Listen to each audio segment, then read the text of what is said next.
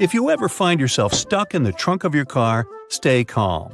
All cars are supposed to be equipped with an emergency latch to help open the trunk from the inside in the unlikely case it happens. These latches are so well thought out that they can be opened by people of all ages. More so, handles are designed to glow in the dark, too. You can even pull them with the mouth if there's not enough wiggle room to use your hands. Never mind how you ended up in the trunk in the first place. Moving on. If you're ever working with needle and thread, remember you don't need to stick the needle directly into the spool. You may end up losing the needle altogether. Not to mention you can easily hurt your fingers. A lot of modern sewing kits these days come with a designated place for safeguarding the needles. It's located at the bottom part of the thread spool. You'll just need to pull it out. It's even made to hold multiple sewing needles at a time. Disposable ballpoint pens come with a little secret of their own. Did you ever notice that in some of them there's a small hole in the plastic part? It's actually a rudimentary ventilation system. It's supposed to let the ink easily make it to the tip of the pen. Okay, I know it's in the name, but you really don't need to shake the seasoning shaker to get any product out. Don't believe me? Hey, you're not the only one. Go grab your favorite seasoning bottle out of your pantry. If it has one of those removable plastic caps, it's perfect for the experiment. Instead of shaking the bottle, try holding it from the plastic cap while it's upside down. Now gently twist the bottle from side to side and, before you know it, you get some gorgeously flowing seasoning without having to wiggle the shaker and make a mess all over the stove. On the same note, most salt and pepper shakers should have ridges on the bottom of the glass portion. In case you get any seasoning stuck in there, place the bottom of the salt shaker against the bottom of the pepper shaker and wiggle it around so the ridges click with each other. The seasoning should easily pour out now without you having to open the bottle. In colder weather, you often have so many clothing layers on you that you can hardly feel the purse or back straps on your shoulder anymore. Not to mention how fast they can slide off. Some jackets come with a built-in solution for that, in the form of a small tab on the shoulder with either a hook or a button. It's meant to be opened and closed comfortably, so you can keep your purse in place at any time. You're most likely using it merely to peel the skin of potatoes, carrots, or cucumbers. But you can use your vegetable peeler for chopping fine strips of onion as well. Just cut the onion into quarters vertically and then start slicing. This might also help out with those embarrassing onion tears. Most people miss this one, but should you ever have a closer look at your toothpaste tube, you will surely see some sort of coloring there, either a dot or a block. Colors can vary. They can be black, green, red, or even blue. These color spots are actually meant to help the assembly machines back at the toothpaste factory. They recognize when and where these machines need to cut the toothpaste tubes and proceed to fold them for packaging.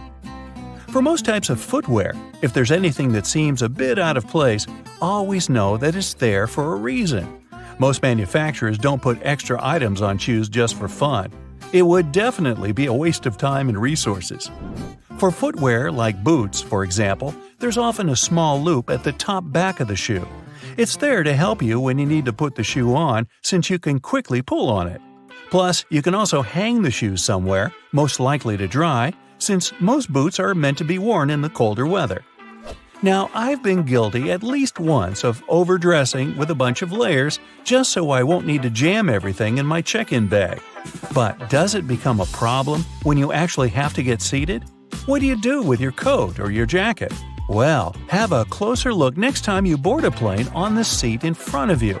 The hook that keeps the tray table upright can double as a jacket hook. As long as you don't need to have any meals while in the air, you're good to go. Now, most mascaras expire within 3 to 6 months, I'm told, depending on the manufacturer. But you can help speed up that process if you're not careful enough. Continuously pumping the mascara wand, trying to mix in the product actually pushes more air into the tube. This can make it dry much faster, and you evidently won't get the desired results with it anymore. There's an easy way to check if your mascara is still good enough to use. If you don't hear a popping noise when you take the brush out, you may very well need to go get yourself a new mascara tube. Now I know we're living in the era of Bluetooth-connected devices, but for better quality sound, they still recommend using headphones that connect via audio jacks. Remember seeing black ridges on those jacks? They aren't there just to make them fit when you plug them into your phone or laptop. Made out of a special insulating material, these bands are meant to guard the wires when sound is being transmitted. Based on the number of bands, you can figure out which end goes where. Some empty space under noodles in a cup doesn't mean the company producing them wants to cheat you out of a full portion. No. It's a manner of keeping the noodles intact during their transportation.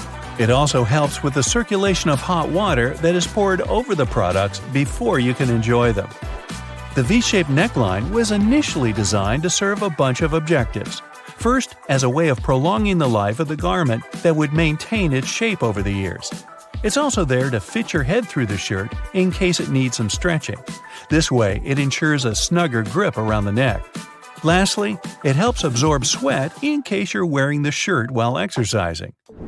Now, it's not necessarily a custom anymore, but you may have stumbled upon a dinner jacket with an additional mysterious pocket on the right side.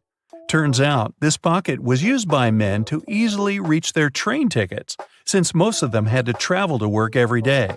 It helped them keep their jacket buttoned up, but also benefited from the use of a pocket. Now it's only added as a decoration, and it doesn't serve an actual purpose anymore. Speaking of things we don't use these days, or at least for their initial purpose, did you know Play-Doh was originally a cleaning product? In the 1920s, the market was in need of a product that could help them wipe the wallpapered areas around coal-burning furnaces. The recipe for what we now know as Play-Doh was thus invented. It was manufactured in white only, and was supposed to clean wallpaper by being rolled back and forth over the dirt. It was only later, in the 1940s, that new products for cleaning wallpaper were brought up, and Play-Doh was redirected toward another area of the market. Now, while I enjoy a nice piece of toast for breakfast, isn't it pesky to have to clean out the toaster?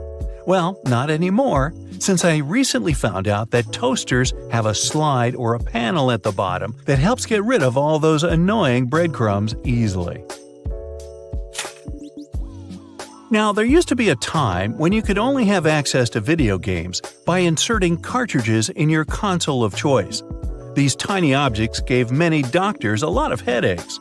People soon started popping up in hospitals after swallowing small game cartridges, especially the younger generation. Nintendo, the company that manufactures the majority of these devices, had to come up with a creative solution to prevent these accidents. So these days, Nintendo Switch cartridges are purposely coated with specific chemicals that can leave a really bad, bitter taste in the mouth. Not that I'd, recommend you ever try and taste for yourself. So, you hungry, but not quite ready to eat a 3-course meal just yet? How about some instant noodles instead? The water's boiled, your tummy's rumbling, but there's a problem. The styrofoam cup's broken and the noodles are exposed. Wait, is that a space at the bottom of the cup? Why?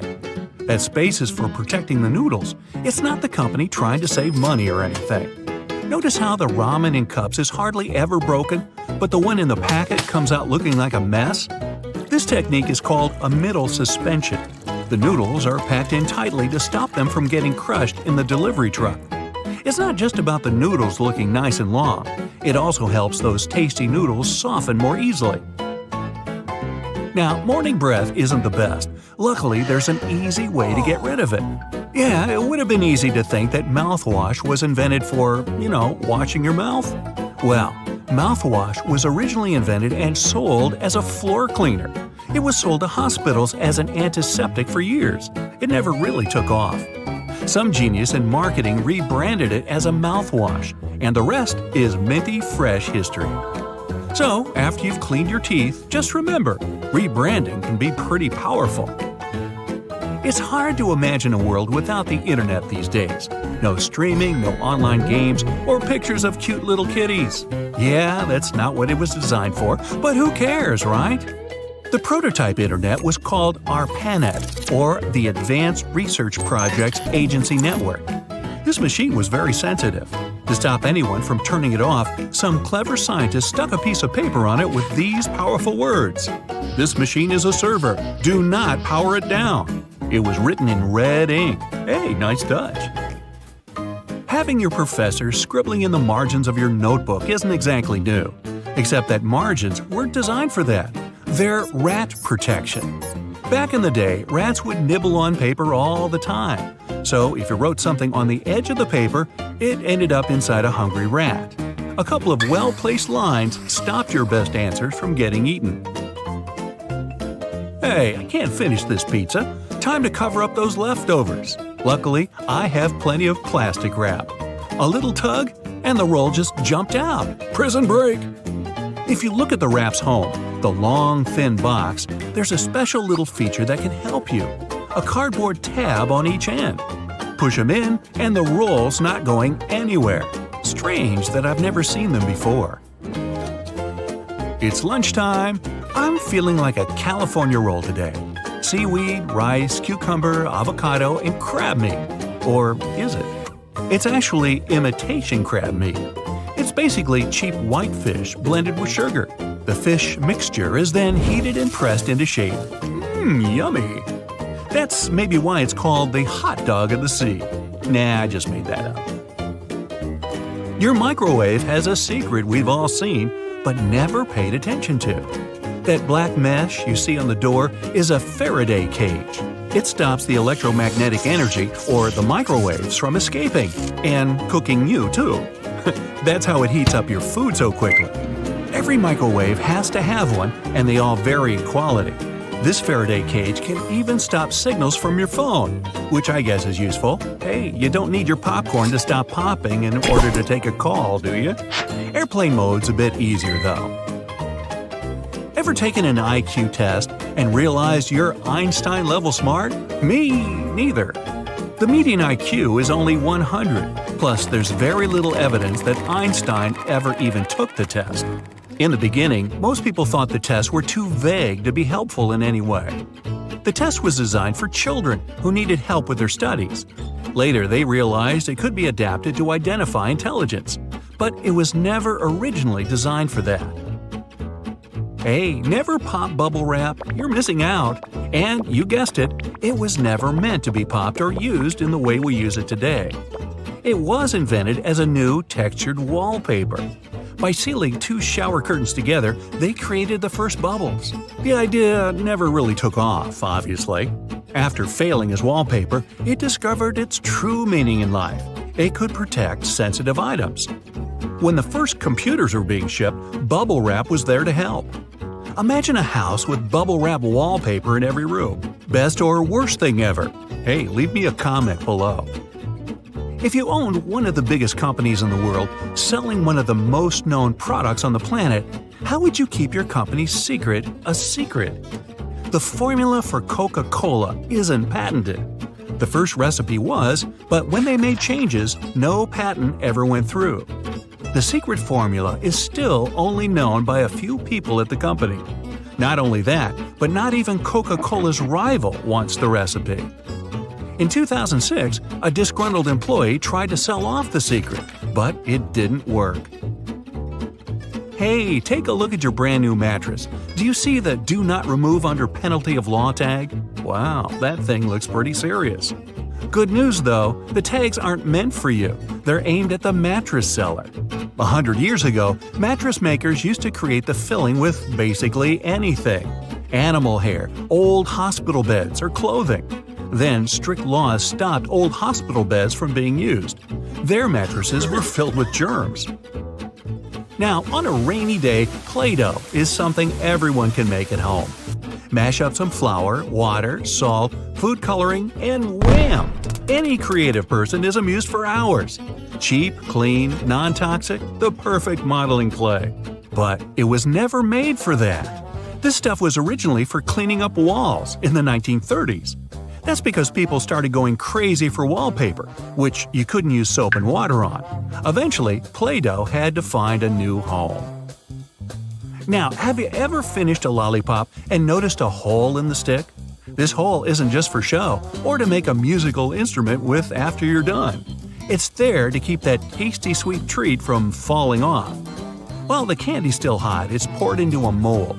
As it hardens, the candy flows into the hole and creates an anchor. Oh, not into lollipops? How about good old American gummy bears? Unfortunately, they aren't American at all. They're German. A German company started making them in 1922. The original name was Gummy something something. Anyway, they got the inspiration from real dancing bears at live shows. These treats eventually made it all the way around the world. Hey, ever wondered what those little bumps were for on the F and J keys on your keyboard? These little raised ridges are to help your index fingers be in the best possible spot for lightning-fast typing. Keeping those fingers on F and J, it makes it way easier to reach all the keys, especially if you don't look at the keyboard. Now, everybody loves a Slinky. If you've ever watched one of them strut down the stairs with groovy music in the background, congrats, you're definitely a YouTube fan. People of all ages loved it when it came out, which is crazy because it was never meant to be a toy at all. It's a spring. It was originally designed to stabilize sensitive nautical devices on ships. Nothing fun about that at all. Until that amazing day when one of them fell off a table and danced its way into our hearts. After many experiments, the new and improved Slinky was born. Give that team of scientists a medal. Now, that little pocket on your jeans wasn't designed for loose change or keys. It was originally made to store your pocket watch. You don't have a pocket watch? How is that possible? They were all the rage in the 1890s. But that's not all that makes your old pair of jeans interesting. Look around the pocket areas. You'll see rivets sticking out. No, they're not some cool fashion idea from the past. These rivets serve a very crucial role. They help protect the sensitive areas of the jeans that get the most wear and tear. Back in the day, most people wore jeans to do hard manual labor, so they needed to be tough.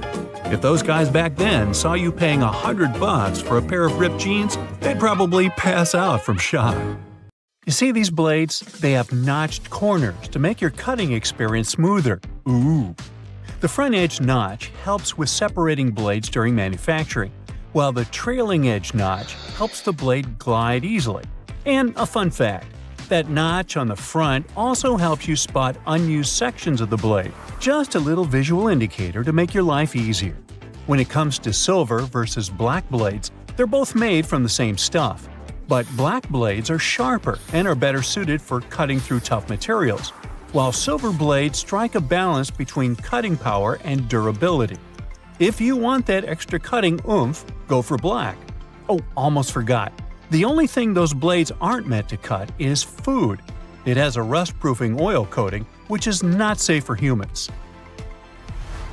Check this one out. It's totally giving me childhood vibes. Now, I remember my grandma having tomato-shaped pincushions just like this, and sometimes they would look more like a salad, with a little pepper thrown in there. Well, believe it or not, this salad actually has a purpose. The tomato keeps your pins in place, while the pepper keeps them sharp. Those peppers are filled with sand, which helps keep your pins nice and sharp. And it's not just sand. Crushed walnuts can also be used to keep your pins in tip-top shape.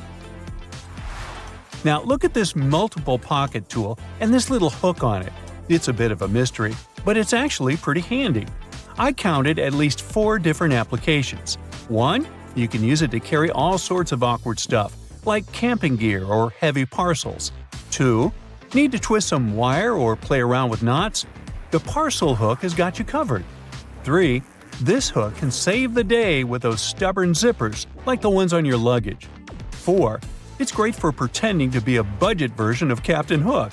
If you know more applications, let me know in the comments. Apple users, with this feature, you'll never get laundry surprises again. Now, I bet you've had this situation at least once in your life. You wash your stuff, and when you take it out of the washing machine, the size seems to only fit your cat.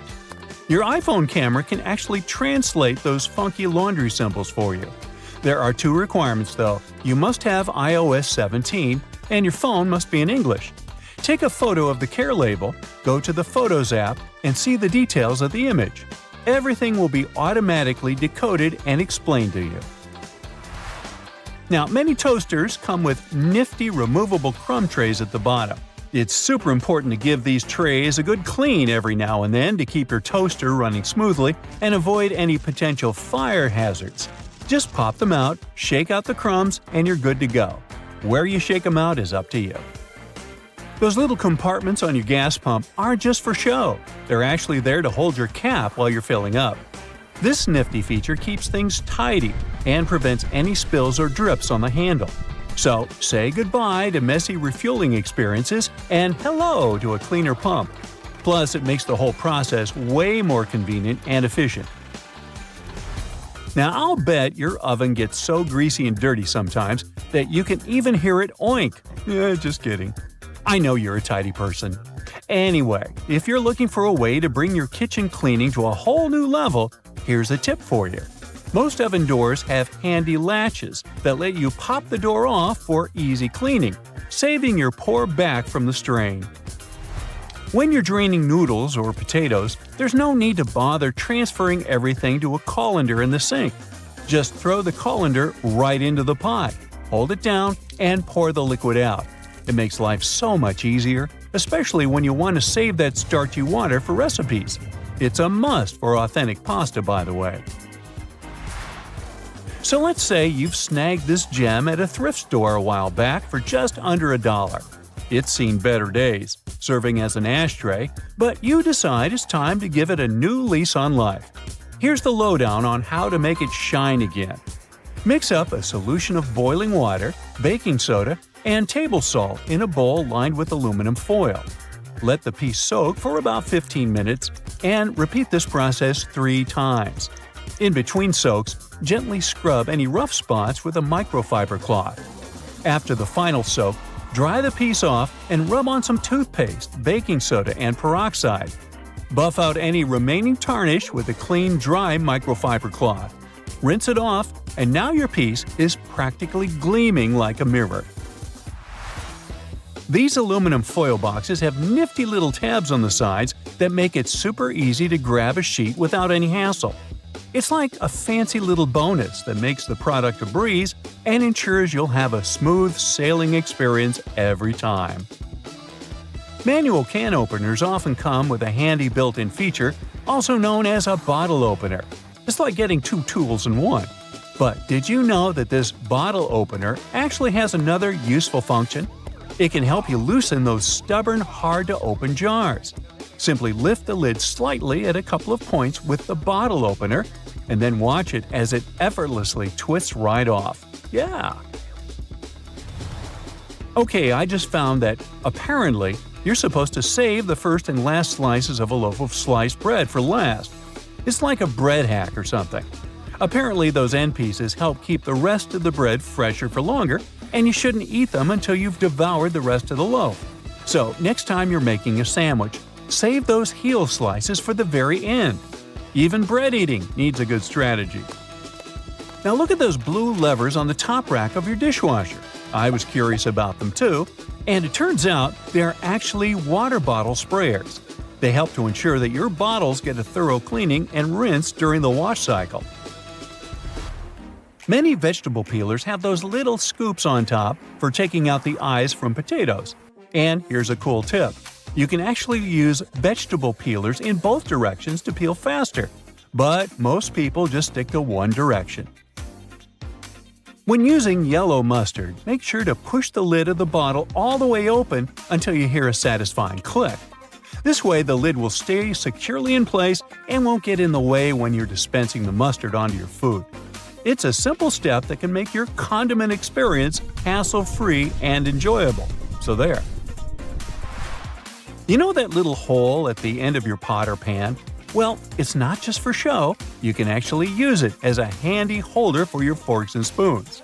Next time you're cooking up a storm in the kitchen, just pop your utensils in that convenient little hole and keep them close at hand. Okay, just a heads up to remember to switch the direction of your ceiling fan for the changing weather, and to give it a good clean too.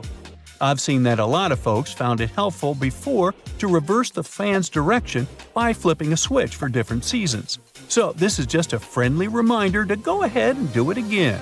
pushing hot air down and pulling cold air up. When you're chowing down for some pizza, just tear off the top of the box and use it as a big old plate. You can even rip the box in half and fold it to save some leftovers for later. Well, that's it for today. What, you want to know more cool facts? Sure, but you'll have to subscribe and hit the bell to get more videos. I'm waiting. Go ahead. Okay, I know it's kind of cold to the touch, especially on a freezing winter's day, but did you know that brass doorknobs actually serve a purpose apart from looking classy and shiny? Since it's a copper alloy, brass has antimicrobial properties. That means it can help get rid of harmful germs and bacteria, sometimes in up to 2 hours. In high-traffic areas, that's all the more useful, but since brass is much costlier than other metals like nickel and steel, you barely see these types of doorknobs anymore nowadays. Speaking of lovely multi-purpose items, most screwdrivers have a tiny little secret of their own. They can sometimes be slid through a wrench so that they can be used to create more torque when twisting, not to mention the uses when it comes to bolts in hard-to-reach places. There's a reason why buttons on women's shirts are for the left-handed, and it has nothing to do with fashion. This practice dates back to the times when chambermaids were helping ladies dress themselves, and it was easier for them to perform their job with this orientation. Having the buttons placed as such indicated a sign of wealth, so it's easy to imagine why the practice carried on, even though most people dress themselves nowadays. Next time you receive a package in your mail, take a look at your box cutter. If it features some diagonal lines on the blade, you're in for a little design perk.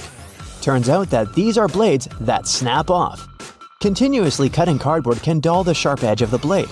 To help prevent the need to buy a brand new box cutter, the top segment along the next line can be broken off to reach a new sharp edge. To do this, check out the small hole at the base of the tool, sometimes called the blade snapper. The people that first came up with this brilliant invention were engineers inspired by the way chocolate bars are segmented. Hold on a minute, don't throw away the cardboard package just yet. Most likely, you'll have some silica gel packets somewhere at the bottom of the box. Since this gel is basically a drawing tool, it gathers up the moisture out of its environment, so you can store these packets for further occasions, whether you'll need to dry out your phone or some other electrical object. You can place them in a container next to the silica gel to reduce the damage. You don't have to be a mechanic to know when a standard car tire needs replacing, since they come equipped with a neat indicator. Take a closer look, and you'll see that treads within the tire are a bunch of rubber notches. When the treads are evened out with the perpendicular bars, it's a sign you need to book an appointment with your local car service, since most likely the tires have lost most of their traction and may not be safe for driving any longer. The upper corners of a car windshield feature textured black dots melted into the glass edges. This neat add-on isn't there for design purposes.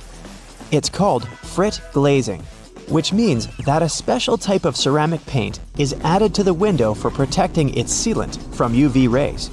It also conceals and creates a coarser surface for the adhesive used to set the window in place. Whenever you're up for a drive, check out if there's a small tab under your car's rearview mirror. Bet you didn't know it's there to help switch the mirror from daytime to nighttime views. It uses a prismatic glass technology to blur the reflection and reduce the glare of headlights behind you in traffic.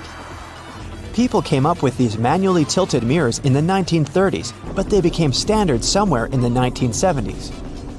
While you're in the car, check out the headrests, as you most likely don't know that they carry a little disguised purpose. Of course, they're adjustable to accommodate passengers of any height so that they get the proper support for their heads and necks. The hidden feature is that they are detachable and come with two very solid metal bars. Should you ever find yourself stuck in a car and need to make a fast getaway, these bars come in handy to crack out the car windows. So you're out for a drive and you're suddenly out of gas. What I'm about to describe sounds more like a meme than an actual situation bound to happen. But what if you're in such a hurry that you accidentally drive off with the gas nozzle still in the tank? Well, the nozzles have been designed to prevent any hazards from happening, rest assured. They feature a breakaway device that will allow the hose to separate when taken out with enough force.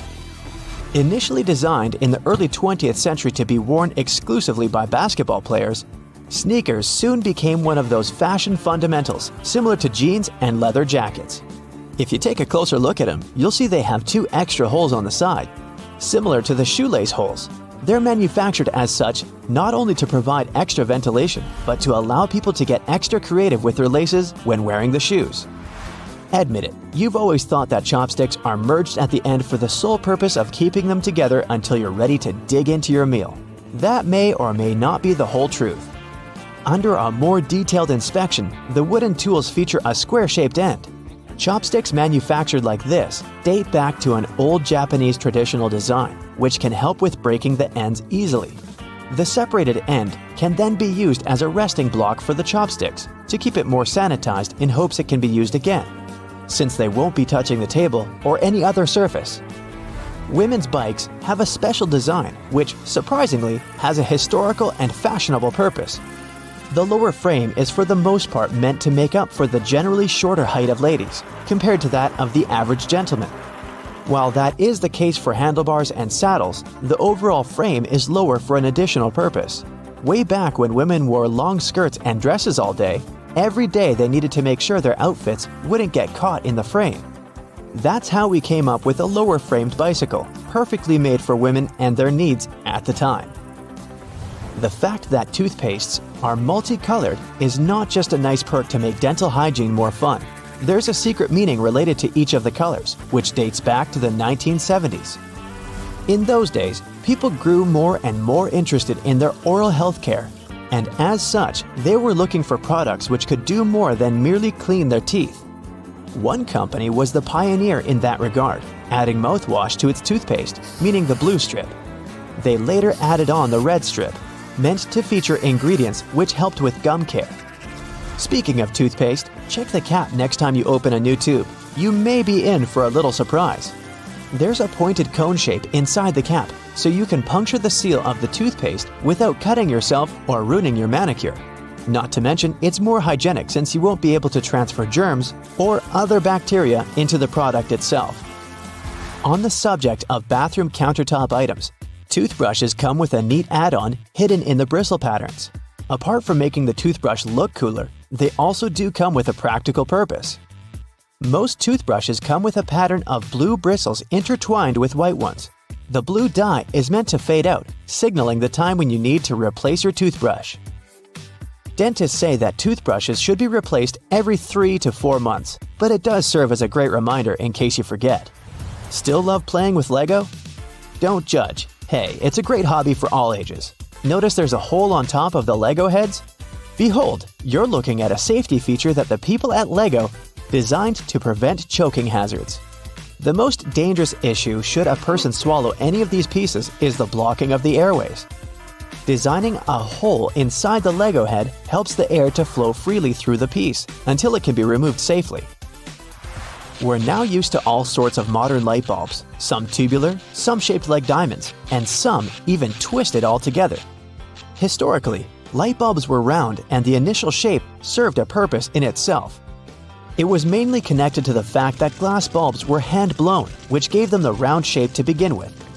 The hidden practical reason was that the light bulb filament needed to be at the same distance from every surface of the glass sphere.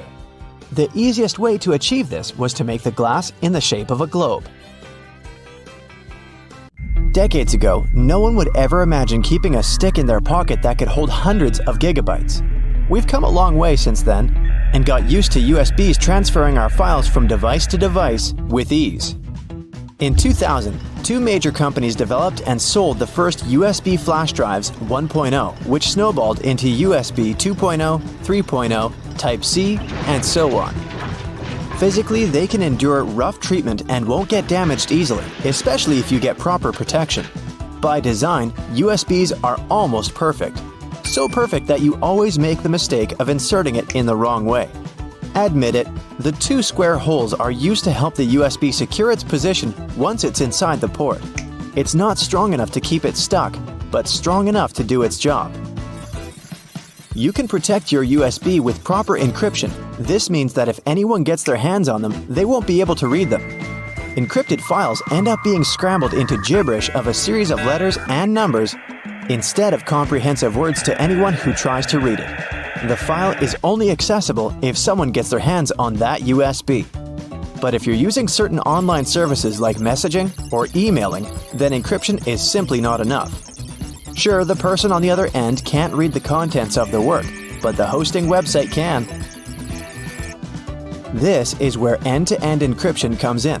That means any information that goes in and out is, again, scrambled into gibberish to anyone who is in the way of your traffic, including the hosting service. Cloud storage has taken the world by storm. You can now save everything that's on your desktop to the internet and access that data across multiple devices. All you need is an email and password, and boom, you're safe and have all your files in one place. Cloud storage isn't data floating up in the clouds, but, less excitingly, servers that physically store data. They're like regular computers, just minus the monitors for viewing. These servers take up a lot of money. That's why you normally have to pay for their services. The servers are placed in data centers all around the world where third-party companies manage them. It's like getting remote access to a computer. The servers include a master control server, backup server, and a linked supply of servers operating to maintain a good quality service. The more money you pay, the better the server your data will be stored in.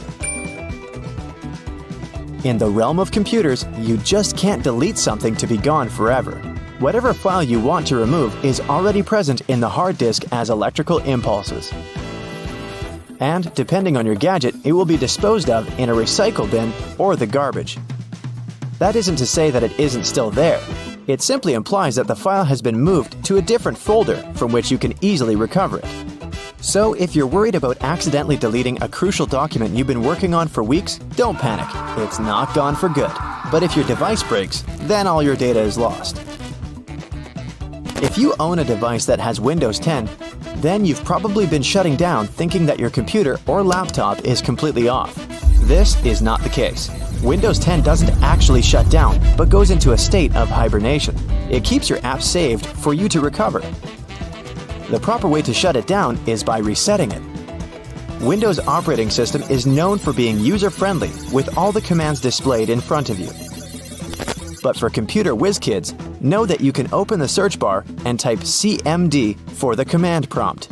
It looks just like a bunch of random characters, but this is where you can achieve a lot with your device. If you don't like the black window, you can always change the color of your suiting. Once you launch the command prompt window, right-click on the title bar and then on Properties. Another window will open which has the option of choosing colors. You can pick the colors you want for the background and text, or fix the opacity for the CMD window. This is easy mode. The real work is typing commands in the window. If you want to look for all your drivers on your Windows 10 device, then type in this command in the window. Don't forget to add spaces. The list of servers will magically pop up on your screen. This is a good way to get to the bottom of your issue, instead of searching for them manually. You can also hide specific folders on your computer through the command prompt by typing this command and pressing Enter. Of course, you'll have to type in the folder you want to hide, and poof, it's gone. The non-tech way of doing this is by opening the Properties pane in the folder and clicking on the checkbox that shows Hidden. While this is indeed the easy way of hiding your folders, it's not the most effective. You can simply write Show Hidden Files and Folders, and every checkbox you check will be visible again. The command prompt isn't all about business. You can try playing a game there to pass the time. Don't expect a AAA kind with realistic graphics and epic gameplay. Type this command and you'll be transported into the game via text. This game will allow you to create characters and engage in this imaginary world. Google Chrome is one of the most popular browsers on the net, but you can also play a text-based game there, just like in the command prompt. First press Ctrl plus Shift plus J to open the console. Then type Text Adventure into the search box. Don't freak out, you just opened the sort of a back end of the page. Next, click on the box that says Console.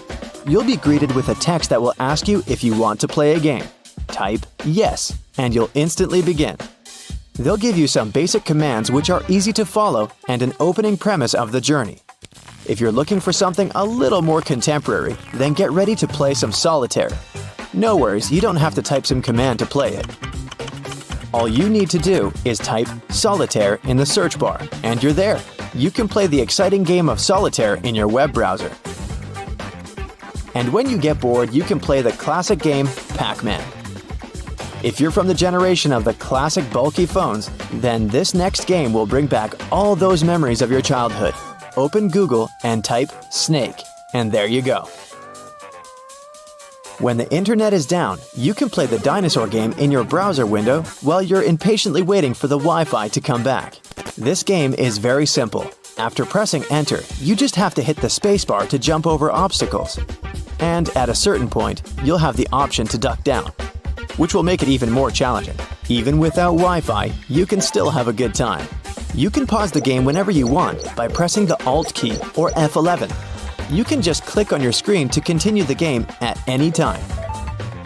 Windows 11 has some cool hidden features that are very useful, like adjusting the volume for each individual app. You can go to Settings and click on System. Hit the Sound section. This will bring you to all the sound levels and the master switch.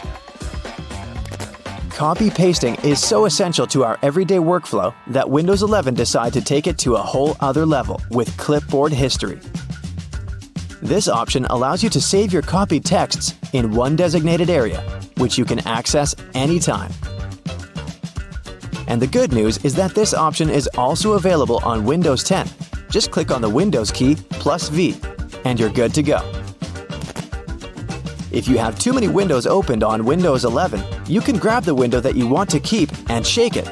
It will minimize all the remaining windows in the background so that you can have a pleasant, productive workflow. Oh wait, it's happening now! You know, there are all sorts of amazing things you can do with products already lying around the house that were meant for other things. We'll explore some of those, plus everyday items that have other purposes you may not be aware of. I'm also in a silly mood, so hey, let's have some fun. Many pairs of kitchen scissors today have a serrated opening where the handles and blades meet. You can use this as an herb stripper to de-stem difficult herbs like thyme, rosemary, and chives. Saves you a lot of time trying to pick the leaves off by hand. And if you're short of a vase, you could present roses to your significant other this way. Just be careful when you're pointing the sharp end. The metal tab on soda cans can be flipped around. You can slip a straw in place so you don't have to hold it up to your mouth.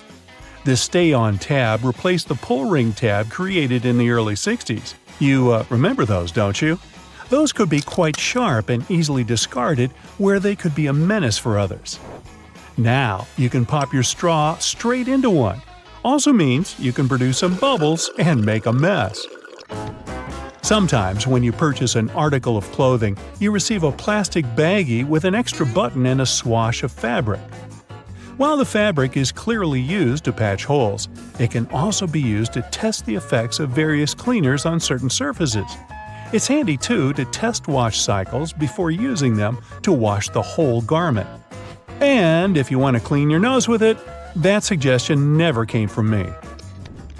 You can use a screwdriver for leverage if you're having trouble lifting or moving something. Some also have a hexagonal shape handle that fits inside a wrench or spanner. You can use it to improve torque and, again, for leverage. A little easier on your hands. Some of us aren't that strong, or maybe that's just me. Rubber bands are great for many things, but if you have a bottle that's hard to open, you can wrap the band around it for a better grip. Escalators have those fluffy black brushes for a similar reason that some have yellow lines on their steps, to try and deter people from getting too close to dangerous places. People don't always take notice, and sometimes clothing can drape close to a point where the step meets the edge or skirt. The brush is a little barrier to help prevent this from happening. They can also catch bits of fluff and prevent other small things from falling down into the gaps. Your average pair of jeans has several features that are both functional and somewhat sentimental. The metal rivets around the pockets help secure the stress points. This ensures they last a bit longer than average, though not all jeans have them. Many still have a tiny pocket directly above the main pocket. This was originally meant to hold a pocket watch. Even though pocket watches are mostly a thing of the past, many people still use this space to store coins, rings, or even a portable USB. Now, this may seem a little obvious, but if you've ever wondered what all the notches are in a car tire, it's for traction on the road. However, there are also a good indicator if your tire is getting too worn down. If those notches aren't so deep anymore and are almost flush with the road, it's time to replace them. If you don't, the next time you try to stop suddenly at a stop sign, you might be surprised to find your car has turned into a giant roller skate. Those takeaway containers most associated with Chinese restaurants are designed to not only carry your food home, but to store them in the fridge. They double as a plate, as you can eat straight out of them and don't have to worry about dirty dishes. Yay! They were actually patented way back in 1894 to transport freshly shucked oysters and were known as oyster pails. They were later adapted to use as leak-proof containers for food. While you're sitting on an airplane and looking out the window, you may have noticed those little holes, or in some instances, a small singular opening near the bottom. This is called a breather hole, and no, it's not for you. It's designed to equalize the difference in air pressure which builds up between the pressurized cabin and the atmosphere outside, especially during high altitudes. It also releases moisture from between the panes to avoid frost from forming on the windows and obstructing that all-important view. Sorry, but it looks like you won't be drawing a smiley face on it anytime soon. This was first introduced way back in 1956 by a company in Japan. Pretty cool, huh? They got their inspiration from snap-off rows on chocolate bars. Just don't get the two mixed up. One doesn't taste good. When it comes to measuring tape, almost every reel has an empty slot in the metallic end. This is called a nail grab, so you can attach it to a nail or screw. A handy trick to do measurements without requiring someone else to hold it in place. Ooh, very nifty. Bobby pins have grooves on one side to hold your hair in place better. Crazy notion, huh? The straight side goes face up, while the grooves go down against your head. They're called bobby pins because of the bobbed hairstyle, which was popular in the 1920s, though the pins were invented in the 19th century. The look is gone, but the pins remain. Please take them out before you wash your hair, as they don't look great stuck to your fingers. If you've been in a car or a bus and noticed the textured black dots baked into the black edges, you've probably worked out that it's not there for its pretty looks. It's called frit, a ceramic paint. Its main purpose is to protect the window from ultraviolet rays. It also creates a rough surface for the adhesive to cling to. Now, if you see a pink lump of adhesive in the corner, please do not touch it. It's actually someone's old bubble gum. If you take a look at the bottom of the lock, chances are you'll see one or two little holes. This is to let water out from the inside that may have been trapped due to rain. This mini draining capability prevents the inner working from rusting over or freezing in place if the weather's very cold. If, in another situation, the lock becomes stuck, you can ease an oil-based product inside to lubricate the lock and get it working again. If you've lost the key and want to ease your frustrations, you can yell into the holes. It won't do anything to unlock it, but it may help you feel a little better. Some dress shirts have a fabric loop on the back. You guessed it, it's used for hanging the shirt up. The loops were reportedly first used in the Navy, as it was easy to simply hang them on the wall. During the 1960s in colleges, the fashion of the day was to wear the shirt buttoned all the way to the top, which made them difficult to hang. So designers began putting the loop on the back. If the student removed the loop, it signified that they were going steady in a relationship.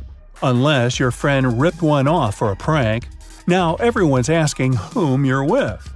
There's a little more to this story, but we haven't got time to hang around. And yes, that's a bad pun. On purpose. It's what I do. Ever wondered why coins have those little ridges along the edge? It's a leftover from earlier times when they were worth more. Counterfeiters could easily file the edges off to sell as gold or silver coins to make some profit. The ridges were created so it was much easier to tell which of the coins had been altered. It's not needed today, but the coins still have that altered style. If you ever get really bored, you could try counting how many ridges there are. Actually, that is a very boring idea. Forget that and watch another Brightside video instead. Can you believe it? There are two different ways to drink juice from a juice box. The first way is the default one, and the second is to flip the straw over so that its shorter side sits at the bottom of the box. Using the first method, you may have difficulty getting the last sips of liquid because the straw can't reach all the corners properly. Some straws have their bottom corner sharper than the top. It's deliberately designed that way to pierce through the seal. That's why some people believe the right way to drink juice is the conventional one. Now let's continue with straws. Do you know there's a correct way to use a straw while drinking from a can of soda? So, you're about to have some Coke. You pop the tab open, then you put a straw in the can. Now you need to make a constant effort to keep the straw steady. See this hole in the top? Yeah! Turn the pop tab around and put your straw through the hole. It'll serve as a straw holder. No need to be annoyed by the tipping straw. So, what's the best way to eat a cupcake? Turn it into a sandwich. Step 1. Peel off the paper wrapped around the cupcake. Step 2. Carefully divide the cake into 2 parts. Step 3. Put the bottom side of the cupcake on top of the frosting. This is how you eat a cupcake like a pro. Okay, another quick word about cakes. People generally use kitchen knives to cut cakes into 2 parts. But you can use dental floss.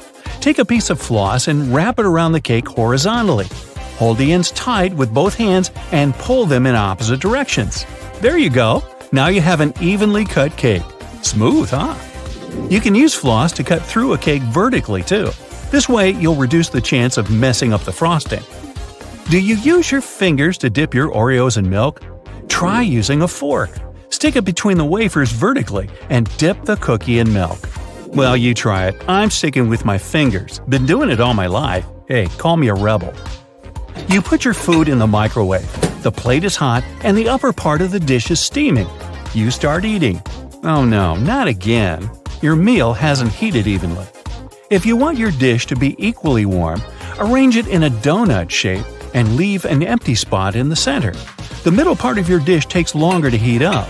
By the time the center warms up, the edges might be overheated. Sometimes you need to microwave 2 bowls of food at the same time. In this case, you can try placing the second bowl on top of a cup. This will give you a free space for the second bowl. Creative solutions for small microwaves. Now, better to secure the cup first though. Cleaning the splashed food will take more time than using this method. To save space, you should roll your clothes instead of folding them when packing. They don't get creased when you roll them. Plus, they take less space this way. Okay, we might as well continue with another packing trick. After rolling your clothes, pack them in your suitcase vertically, not horizontally. Your clothes will fit better into the bag, and you'll have more room for other essential stuff. Drinking iced coffee is a great way to cool your body on a summer day. Sadly, the ice cubes start to dilute the coffee pretty soon, changing the taste of the drink. To avoid this, you can freeze some coffee into ice cubes beforehand. This way, your iced coffee won't get watered down. It turns out that taking a shower too often isn't good for your hair. Experts say you should wash your hair 2 to 3 times a week because overwashing can result in extra oil in your hair. Do you know there's a correct way to fit salami on a toast properly? Yeah, there's a geometry problem. Toast bread is square, but salami is mostly round. You can, of course, do it in a traditional way, by putting 2 slices next to each other. But then the edges of your sandwich won't have any filling. All you need to do is to cut the slices in half. Next, you line the straight pieces with the sides of the toast. You get 4 slices covering the entire piece of bread. Most people peel bananas starting from the top, but this way you squeeze the fruit. The best way to peel a banana is to start from the bottom. Hey, take a closer look at monkeys. Apparently, they figured this out a long time ago. Do you want to have more space in the closet where you store your cleaning supplies? Then this one is for you. You can hang spray bottles on a clothing rod. It's convenient. You can find those rods online or in stores. This way, you'll keep your cleaning sprays organized. Also, this method leaves more cupboard space for other cleaning supplies. There's a right way to hold a burger. Grab it with both hands. Now, place your little fingers at the bottom next to your thumb for extra support. You want to cross out miswritten words?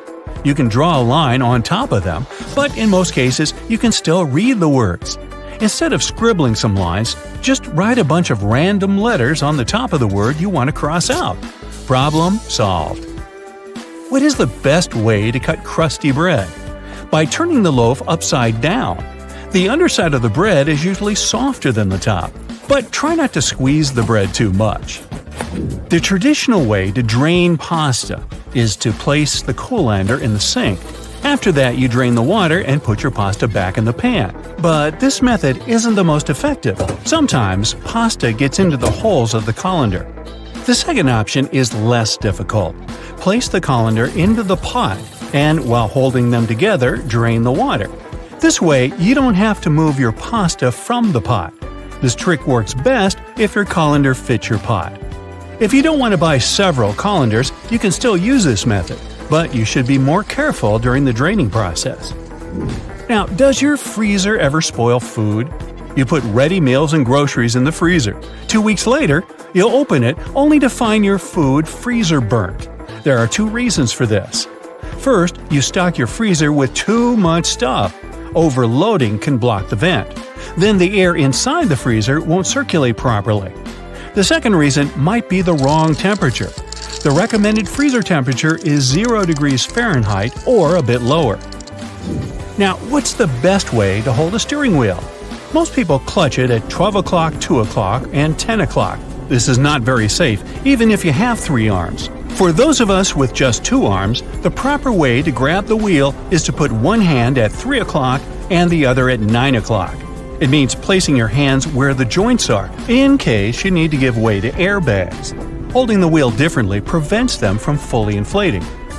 Toblerone is a fancy chocolate bar, but did you know there's a correct technique to break off pieces of this chocolate?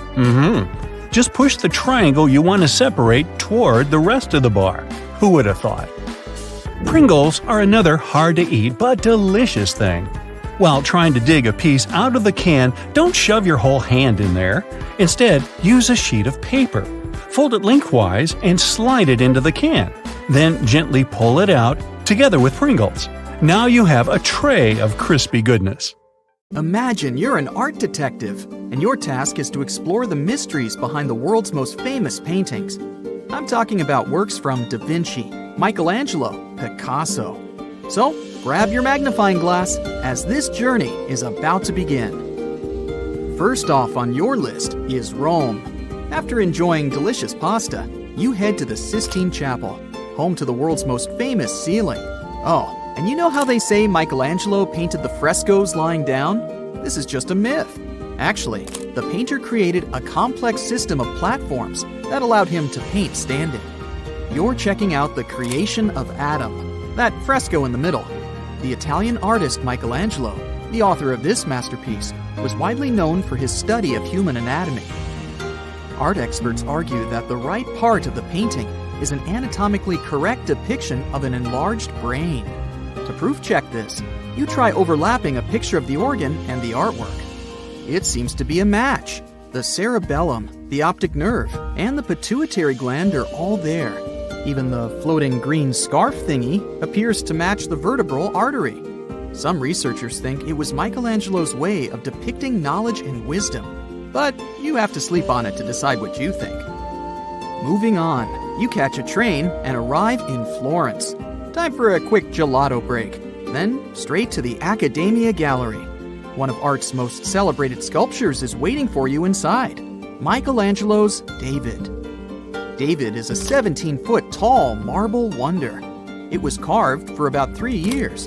The mystery surrounding it is to figure out the statue's true expression. Looking at him from below, you'll think his face is serene and peaceful. But art historians argue that this work was largely misunderstood. Apparently, his body hides a very different story. Take a closer look, and you'll notice his brows are frowning, and the veins in his arms are popping out.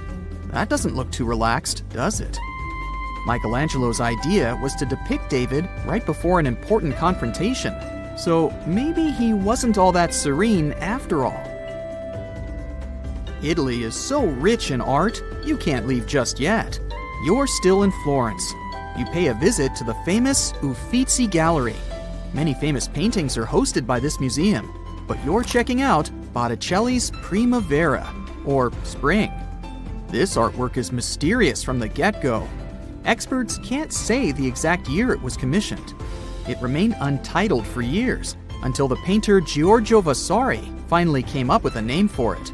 Usually, when critics and viewers admire this painting, they focus on the figures in the foreground. But in this case, the actual work lies in that Botticelli painted over 46 different plant species with almost identical precision. And, in the painting overall, these plant figures are repeated over 200 times. Unbelievable! I'd say the last visits were full of impressions, weren't they? Ready to keep going? A plane ride later, you arrive in Paris, the city of lights, berets, and the famous Mona Lisa. You go through the Muséum du Louvre and come to Leonardo da Vinci's masterpiece, La Gioconda. There are many theories regarding this work of art, and you dive into some of them. A strong case has been made that the Mona Lisa could be a self-portrait of da Vinci himself. Historians have thoroughly compared da Vinci's face and that of the Mona Lisa. And guess what? They appear to be strikingly similar. Oh, and then there's the smirk theory. Dentist and art expert Joseph Bartowski claims to have discovered the secret behind Mona Lisa's smirk. He says her tight facial expression is a typical indication of someone who lost their front teeth. Could it be so? Also, in 2010, the Italian Committee for Cultural Heritage found a collection of symbols hidden in the painting. These are only visible through highly technological magnifying lenses, but they showed that Leonardo inscribed an LV inside Mona Lisa's right eye. Experts guess that this is da Vinci's signature. But the other symbols, a CE in the left eye and a 72 in the arch of the background bridge, are still very mysterious. Phew! You covered a lot of ground on this one. Ah, of course, at the end of your visit, remember to test if her eyes really follow you around. Now you're headed to Amsterdam to check out the Rijksmuseum. You came to see a specific Rembrandt painting that hides a mysterious story. The Night Watch is one of Rembrandt's most famous paintings, but experts argue that the name of the painting and its content are mismatched.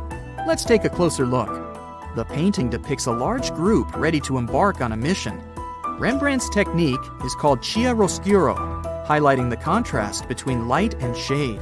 Until 1947, art critics believed the painter was depicting a nighttime scene. But when the painting was cleared of a thick dust layer, it became clear that the scene was happening in broad daylight, with the sun streaming down from the top left. Now, it's too late to change its name to the Day Watch. While in Amsterdam, you find a museum dedicated to Van Gogh's art. Did you know that he painted over 900 paintings during an impressive period of only 10 years? Anyway, the Van Gogh Museum hosts the biggest collection of yellow sunflower paintings you'll probably see in your life. Actually, almost all of Van Gogh's paintings feature dominant yellow shades. This particularity of his art may be a result of how he saw the world. Some art experts have speculated that one of Van Gogh's remedies changed his color perception, making him see more yellow around him. Okay, so this trip just keeps getting better. The next stop on your list is the United Kingdom. Then, on to the National Gallery. You may spend hours looking at Jan van Eyck's painting Arnolfini Portrait and not see anything out of the ordinary. In the foreground, a couple holds hands and stares at the viewer. But if you zoom in on the mirror on the wall, you'll see two more people in the room. Art experts say the male figure in the painting has his hands raised to greet these two people seen in the mirror, and that one of the figures is Van Eyck himself. Oh, and that's not the only watermark the painter left. Above the mirror, you'll see his flamboyant signature. Jan van Eyck was here, 1434. And speaking of people trying to sneak into their art, Caravaggio, the renowned Italian Renaissance painter, left a little Easter egg in one of his famous paintings, Bacchus. This one is a bit difficult to spot. In the half-filled jar in the bottom left corner of the painting, there is a tiny self-portrait of the painter himself, hidden amongst the liquid. To see the image clearly, one needs the help of sophisticated technology, or at least a very efficient magnifying lens. But it's there, a male figure, aka Caravaggio, with a brush in his hand. Fun fact, the tiny self-portrait was first noticed in 1922, over 300 years after the painting was completed. It was forgotten due to poor conservation. To finish the trip, you fly overseas across the Atlantic, all the way to Chicago. The enormous collection of the Art Institute hosts a well-known painting by Pablo Picasso, The Old Guitarist. This painting's secret is so well hidden that it also needs the help of X-ray machines and super fancy technology. But the results are worth it. The readings show that Picasso painted The Old Guitarist on top of another unfinished painting. We can clearly see the outlines and shapes of a half-drawn female figure that Picasso gave up on mid-work. The emerging artists of the time used that way of saving money quite often, as canvases were expensive. This was quite a tiring world trip, wasn't it? Get some rest, Sherlock of Art. The Queen's Guard all appear to have the same uniform, with a shared role of standing stoically for a long time. But if you look closely at their hats, there are 5 different types. The Grenadier has a white plume, the Coldstream has a red one, the Irish a blue plume, the Welsh green and white, and the Scots Guard has none. Their different divisions perform similar ceremonial duties at Buckingham Palace. But they have other actual roles as well, suited to their specialization. When peeling your boiled eggs, you can see a hidden layer under the shell. These 2 membranes, an inner and outer one, are made from the same stuff as your hair, keratin. It protects the inside from bacteria and stops liquids from escaping. You use X in your text, which represents a kiss. It's been used this way for a very long time. Its original purpose dates back to the Middle Ages, where it was a representation of a person's faith, honesty, and sincerity. Those that would sign off with an X would kiss it after signing as a display of a sworn oath. The X's meaning later changed to represent the action of kissing. And the first document showing this was a letter dating back to 1763, written by a naturalist, Gilbert White, who sent it to his wife. William Shakespeare is a name familiar to everyone. However, we don't know whether this was the actual way his name was spelled, and neither did he. He signed 80 different variations of his name spelling on all his works. Historians haven't a clue which the correct spelling is. The version that we know of was only used on 2 of his plays. Different forms of alarm clocks were invented as far back as 348 BCE, with many versions throughout the world, all with complicated mechanics. Unaffordable to mostly everyone, they didn't catch on. Alternate methods to wake up in the morning started to be used in the 1800s. One process involving knocker-uppers was common in some countries. A person visited your house every morning to knock on your door 4 times. Inventor Antoine Redier felt that he should be woken only when he felt it necessary. So, in 1847, he invented the first adjustable alarm clock. Tennis balls in Wimbledon must be kept at a perfect temperature to ensure they bounce at a consistent level. They're stored at 68 degrees Fahrenheit, so they're cold enough that the molecules inside the ball shrink, ensuring they bounce lower. Then, they're continuously swapped throughout a match as they expand by being hit too much, becoming too bouncy. Wimbledon goes through 50,000 tennis balls each year. You enjoy the smell of a freshly mowed lawn, as you associate it with the weekends and summer. But that smell is a sign of stress made by the grass. Grass evolved to emit various elements when being eaten by bugs. This signal attracts predator insects to remove them. But unfortunately for the grass, there's nothing large enough to deter a lawnmower. There is no oxygen inside your packet of chips. If there was, it would influence the combination of molecules forming inside, spoiling the chips faster. The packets are instead filled with nitrogen, which pushes oxygen out. And this extends the shelf life and quality of your chips. You're traveling by plane overnight and just can't get to sleep. And the first night in a hotel wasn't great, regardless of how comfy the bed was. This is because of a human evolutionary trait called the first night effect. When you sleep in a different place than your home, the left side of the brain responds to more sounds while you're asleep. It continues to analyze your surroundings without you realizing, acting as though it's on a night watch and keeping you alert for any potential dangers. Most animals have this trait, although it's a lot more subtle in humans. But it's still effective enough to make sure you get your peanuts. Before playing basketball with hoops, you would have instead been playing with peach baskets. When the game was invented in 1891, a peach basket was used, with the bottom of it cut off. But it only took 15 years for players to grow tired of constantly collecting the jammed balls and to remove the basket altogether. When you click your fingers, the snapping sound isn't from the physical click of finger and thumb. The noise actually comes from the finger hitting the palm. The instant film for the first Polaroid cameras didn't have their own coating after taking a photo. To develop it, you applied it yourself. Waiting for it to dry took a long time, so shaking it sped up the process. Then, from the 1970s, the film provided everything required for the photo to develop, making the popular craze of shaking Polaroids pointless. Shaking the photo can cause the ink to wave or blur before drying properly, so you shouldn't actually shake it like a Polaroid picture. And just wait patiently instead. Bug spray doesn't repel all bugs, especially the worst of them all, mosquitoes.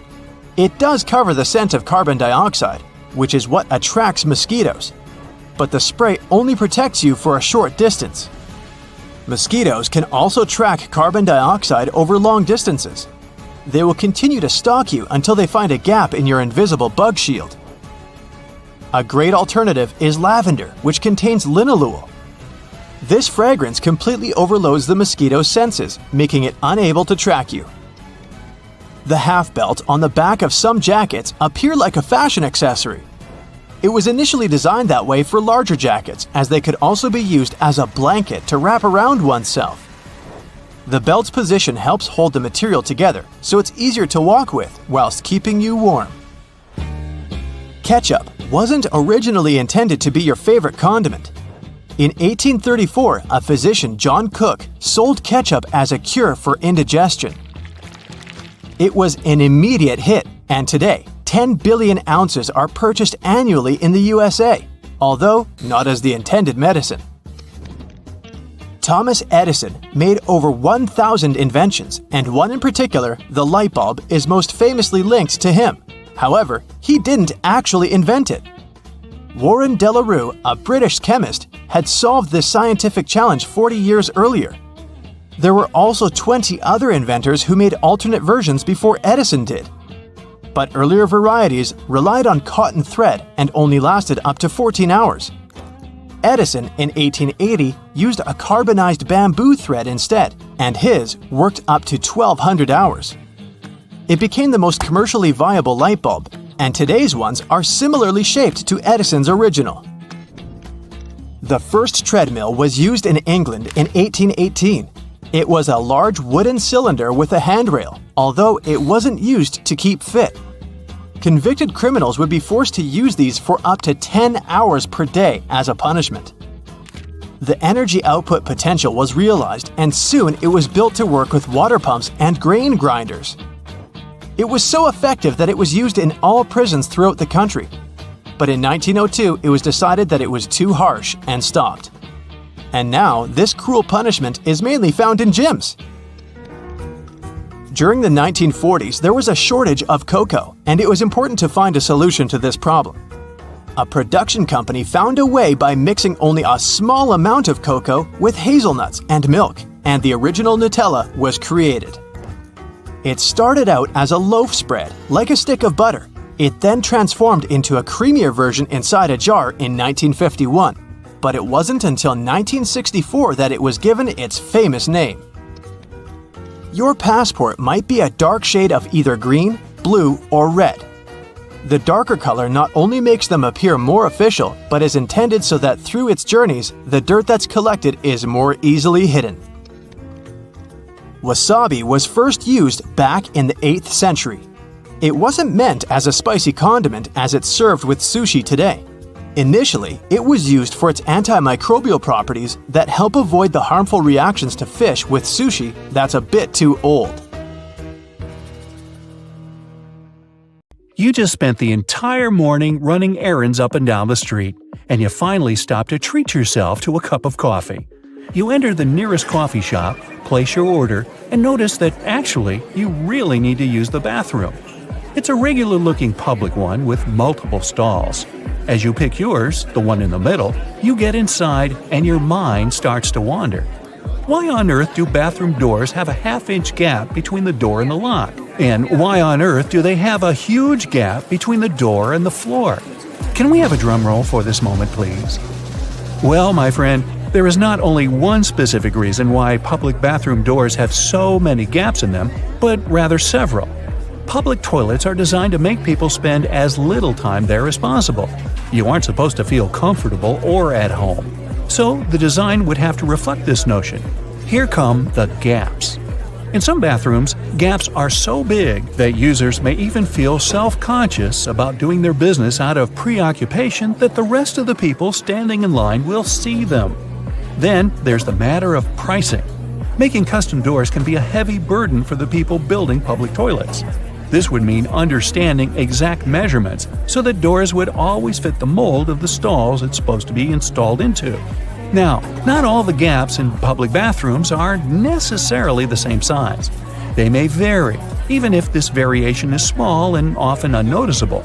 So, these gaps actually help to reduce the margins of errors and to turn production more cost-effective for the people financing them. In case a door comes wider or more narrow than it should, the gap regulates the differences and allows for their installation anyway. There is also the case of air circulation. The last thing you want to do in a public bathroom is to trap odors. So you need a little space under and between the doors to allow the air to flow. Finally, the gaps are a big safety measure. It can always allow for people on the outside to see if someone inside a stall isn't feeling too okay and maybe needs some help. And what about that extra hole in the upper part of the sink? It has a name and everything, the overflow hole, and it's designed to keep the sink from flooding. So, in case someone forgets and keeps the faucet going for too long, or the sink gets clogged and water can't drain down from the main drain hole, the overflow hole comes in to save the day. Let's say it buys you a little time before you have the entire bathroom floor flooded. Have you ever noticed how satisfying closing the door of a car can be? Car manufacturers devote a great deal of time to designing these sounds. Studies have shown that they create a perceived sense of quality in the buyer. It all begins with the primary material. While older cars used to be made with heavier materials, car doors nowadays are produced with lighter tin, which can make a rather unpleasant metallic sound once you shut them closed. So, car companies employ sound engineers to ensure that there is the exact amount of foam, mats, and tin in a car's composition to make the most comforting sound possible. And what about those tiny dots on the top of your car's front window? The pattern of these little black dots minimizes distractions for your eyes. This black part, also known as frit, normally gets warmer than the clear parts, which prevents the windshield from deforming. And no, the tab under your rearview mirror is not made only for the purpose of hanging fluffy dice or aromatic-pleasing air fresheners. It's actually a switch that allows you to adjust the position of the mirror depending on the time of day. Flip it one way and it's the daytime driving mode. Flip the other and you're ready to drive safely during nighttime as it tones down the glare coming from headlights of the cars behind you. Next time you head out to the supermarket, make sure to keep this in mind. In case you don't have a coin to unlock these shopping carts, there is a well-kept secret that can help you out. If you have your house keys on you, check for a rounded key head. If you happen to find one, try using it to unlock the cart. It should fit perfectly in there, replacing the need to carry coins around. Because, if we're being honest, who still has them? Elevators. If you want to ride them on your terms, and your terms only, make sure to try something out. Most elevators have a secret button combination you can use to skip all the other selected floors and go directly to the one of your choosing. This might work out, especially on those days when you've pressed 13, but you wanted to press 33. On most elevators, this works once you simultaneously press the closed door button together with your floor number. This should help you get to your floor without stopping. Some elevators require you to double press the selected floor numbers, as double pressing will often cancel the previously made request. While other elevators require you to hold the open door button and then double press the buttons of the floors you'd like to cancel. Now, to stay out of trouble, it's best not to cancel the floors of the other people in the elevator. They won't take it kindly. Also keep in mind that there are elevators that might not have this function. Now, for honey lovers out there, go ahead and raise your hand. If your pot of golden honey is crystallized, know that it is actually a good sign. Crystallized honey means that it hasn't been pasteurized, which means better product quality. With a decrease in temperature, the natural ingredient of honey, also known as glucose, will make it crystallize. Now, try making the best of it. To add some texture to your oatmeal or toast, add a layer of crystallized honey and enjoy nature's sugar. And if you don't like crystallized honey, plop it in the microwave for a minute or two. Ah, winter and fall. You know what this means, right? Sweater weather. But there's nothing more annoying than wearing your beautiful wool sweater and itching yourself all the way through it. Actually, I can be more annoying than that, but let's talk about itchy sweaters. To keep this from happening again, here's the secret. Turn your sweater inside out and soak it in cold water. Add 2 or 3 tablespoons of vinegar and let it sit for a while. Then, drain the water. Now, while the sweater is still wet, massage a generous amount of hair conditioner into the fibers of the wool. After letting it soak in the hair conditioner for about 30 minutes, gently press the excess water out of the wool and leave it to dry flat on a towel. There you go! No more itchy sweater. Any fast food restaurant you go to will hand out small paper cups for customers to fill with their ketchup, mustard, or barbecue sauce. But if you're eating some chicken nuggets or trying to dip your burger into the cup, there's always that bit of sauce that seems impossible to reach. Next time, try unfolding the cup. It'll turn into a small paper plate, and this way you'll get all the ketchup you poured in the first place. Padlocks used in outdoor environments should be cleaned and lubricated every 3 months. Regular lubrication will help prevent padlocks from freezing in cold weather conditions. Look for the tiny hole on the bottom of the lock. Then pour oil into it, and there you go. It opens again. One thing we often neglect is a point in an ointment cap. These pointy surfaces were designed to help us break the tinfoil protection of the ointment tube. You just turn the cap over and break the ointment seal with its own cap, and there you go. After a long day of work, all you really need to do is a bubble bath. You turn on the hot water and let it run for a few minutes. You might even light a candle and pour some essential oils into the water. Then, in comes the liquid soap. You stir the water until the entire surface of the tub water is crammed with bubbles and make your way in. The bubbles in a bubble bath have a fundamental primary function. Their job is to preserve the water's temperature, just so you can have warm water for longer. Do you have sweaty feet? Weird question, I know. But if you're one of these people, here's some good news. All is not lost. Try putting a dry tea bag inside your shoes and storing it in a dry place for a while. The tea bags will absorb the humidity and the smell off the soles of your shoes. So here I am thinking, shouldn't we have learned these things in school? You're heading to a supermarket to get a few small items. The self-service checkout is way faster than waiting for people to unload their huge shopping carts. Analyzing now. But this loud voice from a machine, commanding over and over again, spoils all the appetite. Analyzing now. I have some good news for you. You can turn it off. Take a closer look at the screen. You'll probably see a volume button at the bottom. Use your finger to mute the annoying polite voice once and for all. Not all machines have this hidden option though, but it's definitely worth checking out. Usually, a sunflower oil bottle has this weird inner cap. Most people remove the entire top layer and throw it away. But there's actually a better way to use it. Turn the removed element inside down and put it into the bottleneck. It will make a great dispenser, and you'll never spill more oil than you wanted in your salad. Planning a picnic with your friends in the wild?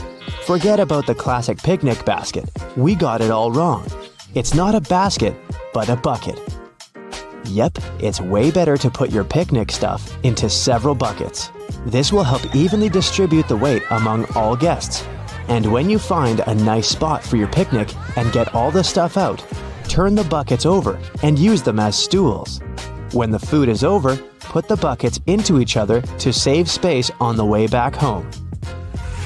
Your toast is getting burnt, but you don't have any kitchen tongs at hand? Take 2 identical forks, put them together tine to tine. Stick them tightly with a rubber band, and voila, your tongs are ready. Ever wondered what this double bottom under the Nutella lid is for? There's only one way to find out. Here's a brand new Nutella jar. Let's remove the white carton circle and then peel off the foil. Surprise! There should be a little knife to cut the gold foil cover. Now you know how to get access to your favorite guilty pleasure without scratching your hands. Don't throw away the glass jar after you're done with Nutella. It can turn into a candle holder or a lantern. Wash it, paint it to your taste, add some decorations or lettering. Glue a decorative rope around the neck of the jar. Set a candle inside the jar or put string lights inside it. No one will ever guess that it used to be a Nutella jar. It'll be our secret. Have you ever wondered why Ritz crackers have ridges? You can use them as a safe knife for cheese and similar soft products like cucumber, ham, and so on.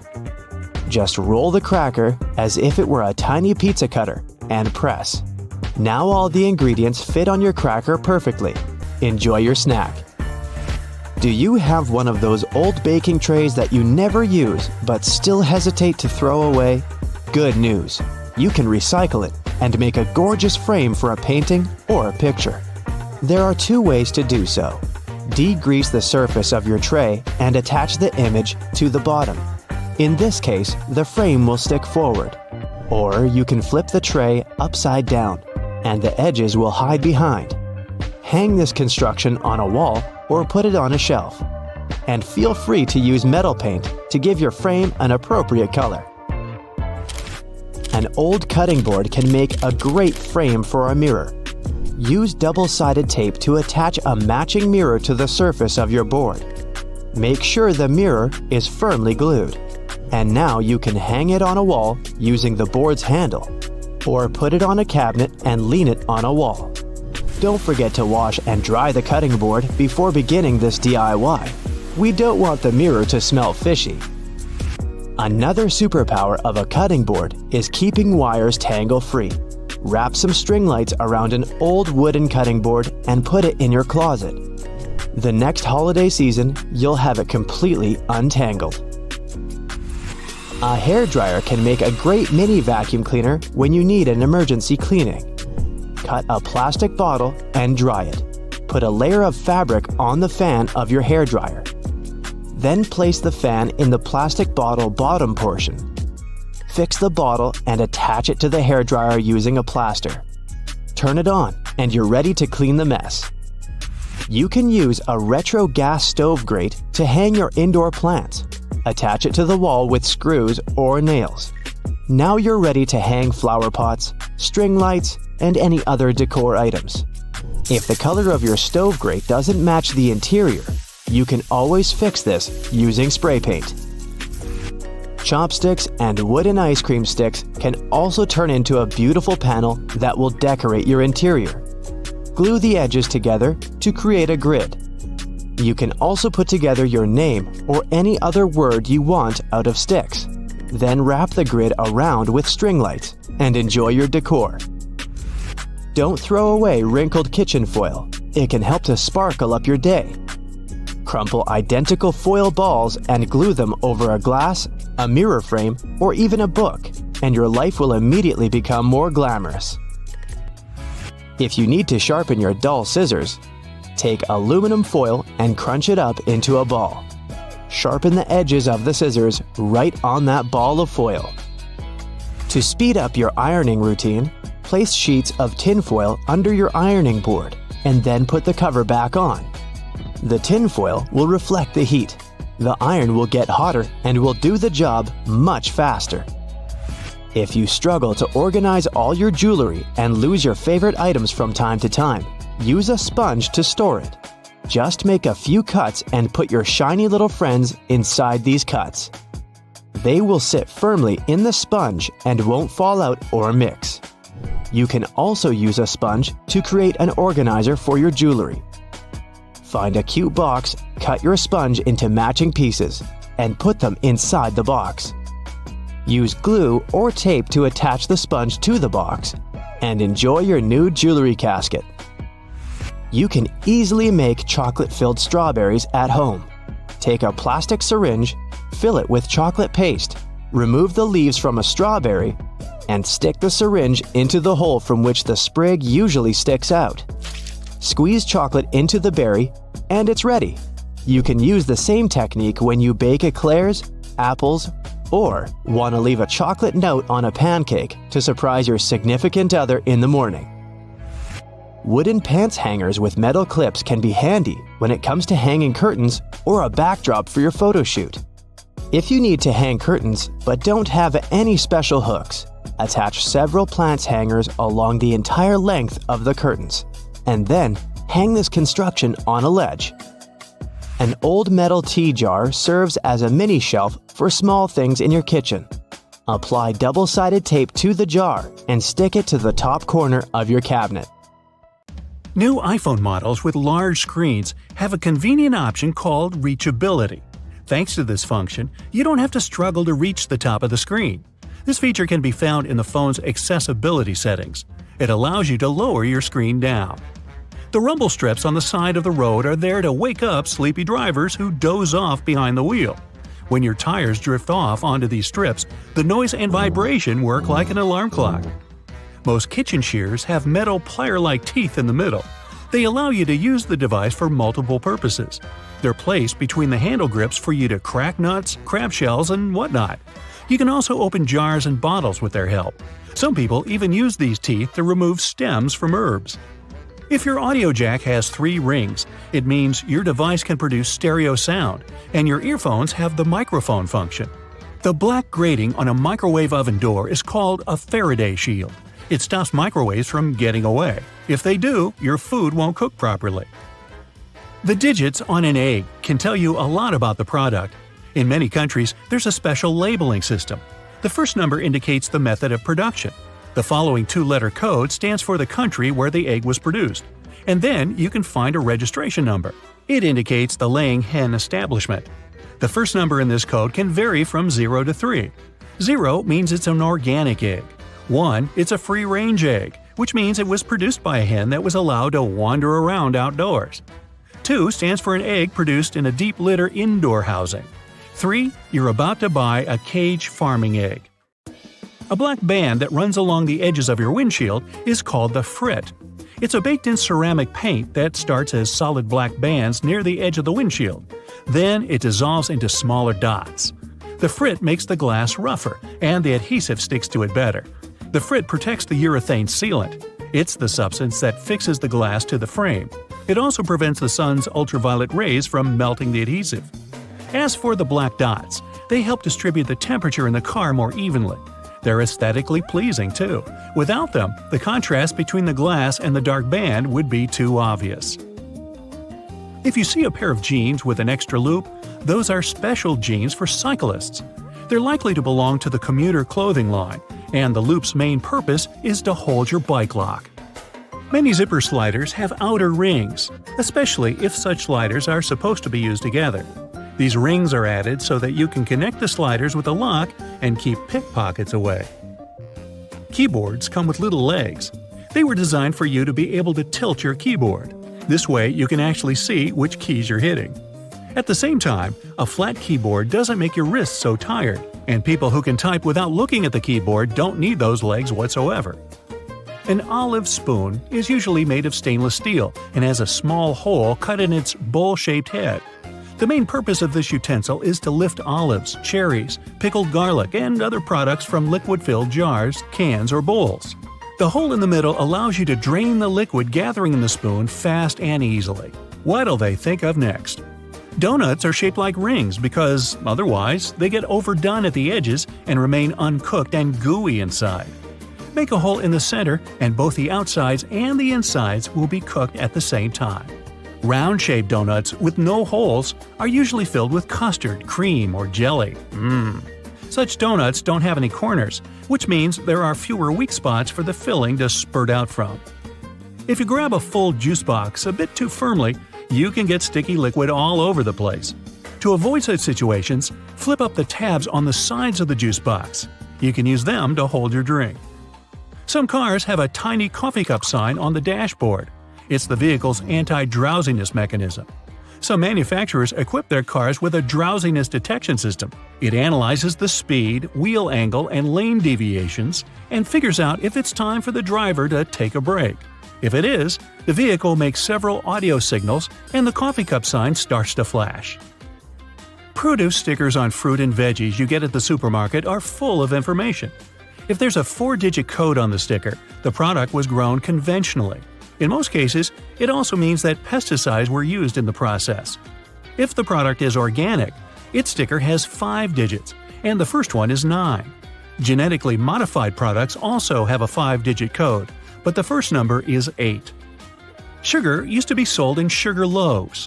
Those were tall, hard cones. At those times, to get sugar ready for tea, people had to use special hammers to break a loaf apart first. After that, they cut the sugar into smaller and more nicely shaped lumps. Only in the middle of the 19th century, people invented the first press that cut sugar into cubes. This way, the product was easier to store and transport. A little hole in the end of your wrench can provide your screwdriver with some extra torque. Just slide the end with the hole over the screwdriver. You can also use this method when the angle is awkward. While driving, when it's already dark, you might get blinded by the headlights of the car moving behind yours. If you have a manual rearview mirror, find a tab at the bottom and flip it. The mirror has a reflective material behind its glass. By flipping the tab, you change the angle of this material, dimming the lights in the mirror. Most ice cream scoopers come in different colors. It has nothing to do with aesthetics. The color indicates the size of the scoop. This way, you can easily figure out how many scoops you'll need to fill 32 ounces. Wow, a 32-ounce sundae! Sign me up! Some caps on small tubes are hollow on top and have a little spike inside. Its purpose is to break the foil sticker sealing the tube. The neck fits right in this hole, and the spike is designed to break the seal. This way, you don't need to tear the tiny foil seal off with your fingers. The letter R in a circle on the product's packaging means that the trademark is officially registered. Once it's done, the trademark's owner has the right to place this letter on all their products. They can also sue anyone who tries to use their trademark. A gas pump usually has a small metal latch or hook on its handle. That's a trigger lock. You can use it to lock the handle in the open position. Then the gas will keep pumping even if you walk away. Coins used to be shaped randomly or have no shape whatsoever in the past. Dishonest people used it to their advantage. They stole valuable metals the coins were made of by chipping their corners off. It was illegal, and to prevent this kind of fraud, round coins were invented. After that, it became easy to instantly notice when a coin had been fiddled with. Those 2 holes in a lollipop stick are there to hold the candy in place.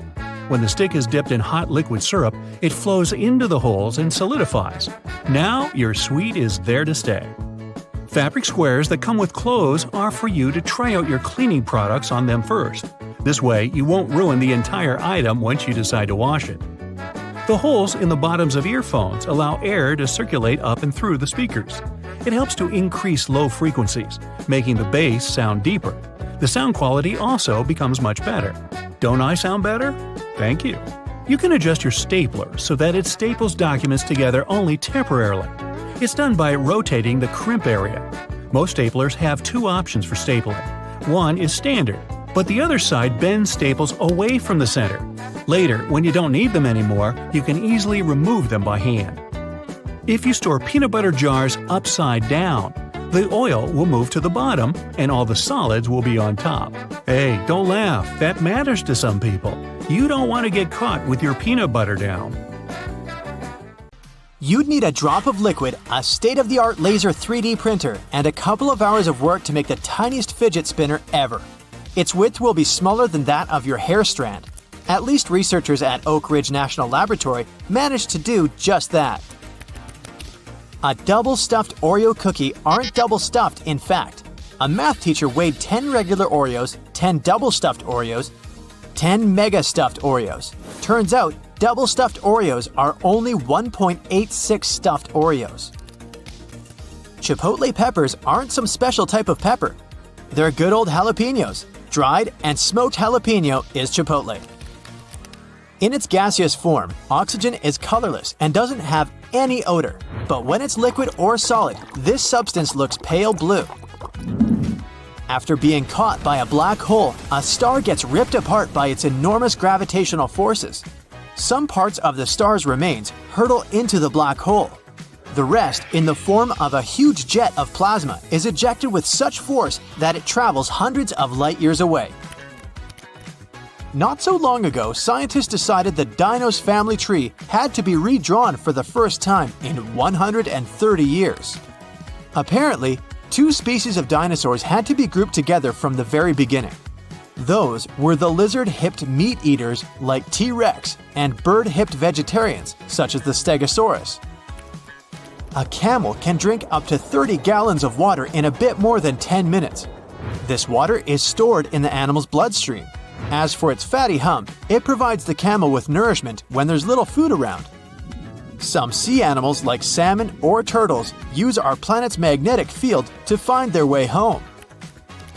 Your lungs not only help you breathe, but they also produce blood cells. These cells are responsible for the clotting which stops bleeding. The lungs make more than 10 million of these tiny cells per hour.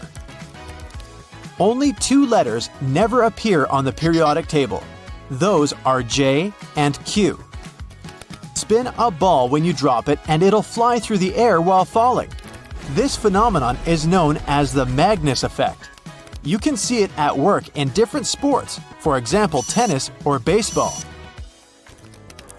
Anatidaephobia is the fear that at any point, somewhere in the world, a duck or a goose may be watching you. The person isn't necessarily afraid that the duck or goose will get close to them or even touch them. They just don't like the feeling of being watched. It was first described in a comic strip to show you how anyone can be afraid of anything. Anything can be a phobia. A duck just watching my every move would certainly give me the heebie-jeebies. I might just quack up. Your favorite fruit candies may be shining because they're covered with carnauba wax. Many fruits, especially apples, have a thin layer of this wax too. Not only can it make the candies and fruit appear glossy, but it also makes your car shine. Peaches and nectarines seem different, but in fact, they're pretty much the same fruit.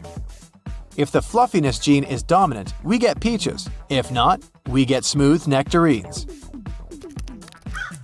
Crows are pretty good at recognizing people's faces and have been found to remember people for a long time. This could be a good or a bad thing, depending on how nice you are to them. You don't want to come across a crow that's holding a grudge against you. You probably can't tell which crow is which very easily, so it might be better to play it safe and just give them a little wave. In the city of Yoro in Central America, they have an annual event known as the Rain of Fish. Not that the locals get a choice for it anyways. Every year in May or June, a torrential rainstorm rolls through the town, leaving a mass of fish flopping around in the streets. The phenomenon is believed to be caused by water spouts or water tornadoes, which drop the fish far from their home. Seafood delivery for free? Yes, please. A single strand of spaghetti onto your fork has a name. It's called a spaghetto. In the Italian language, an I at the end of a word means that it's plural, while an O is singular. This goes for all types. like gnocco instead of gnocchi, fettuccino instead of fettuccine, and raviolo for a single parcel of goodness. Water can freeze and boil at the same time. This is called the triple point. That's when a substance can be solid, liquid, and gaseous at the same time. But there's only one pressure temperature that can make it possible. We're used to ranch dressing being white, but in reality, producers usually add titanium dioxide to make it as white as your sunscreen. Oh, sunscreen producers add some titanium dioxide to their products too. Same with Caesar and blue cheese dressings. Our moon used to have an atmosphere. Several volcanic eruptions happened on Earth's natural satellite around 4 billion years ago. They released immense volumes of gas, trillions of tons. It was so much that the gas didn't have enough time to escape into space. That's how an atmosphere was formed. Cold water heats up faster than hot. The speed of this process depends on the temperature difference between the liquid and its surroundings. That's why cold water needs less time to absorb heat, but it doesn't mean it'll boil faster than hot water. Zealandia is a drowned continent in the Pacific Ocean. It's often described as a continental fragment or a microcontinent. Its area is almost 2 million square miles, about half as big as the US. It went underwater about 23 million years ago. New Zealand is Zealandia's largest part that remains above sea level. People are still evolving. Scientists have been tracking several millions of human anomalies. It turns out some harmful genes are slowly but surely getting filtered out of human DNA. Stars look as if they're twinkling because of the turbulence in Earth's atmosphere. It makes the light from the stars move in a different direction before reaching our eyes, and this looks as if the light is shaking. It takes water 1,000 years to complete its continuous journey around the world. The whole process is known as the global ocean conveyor belt.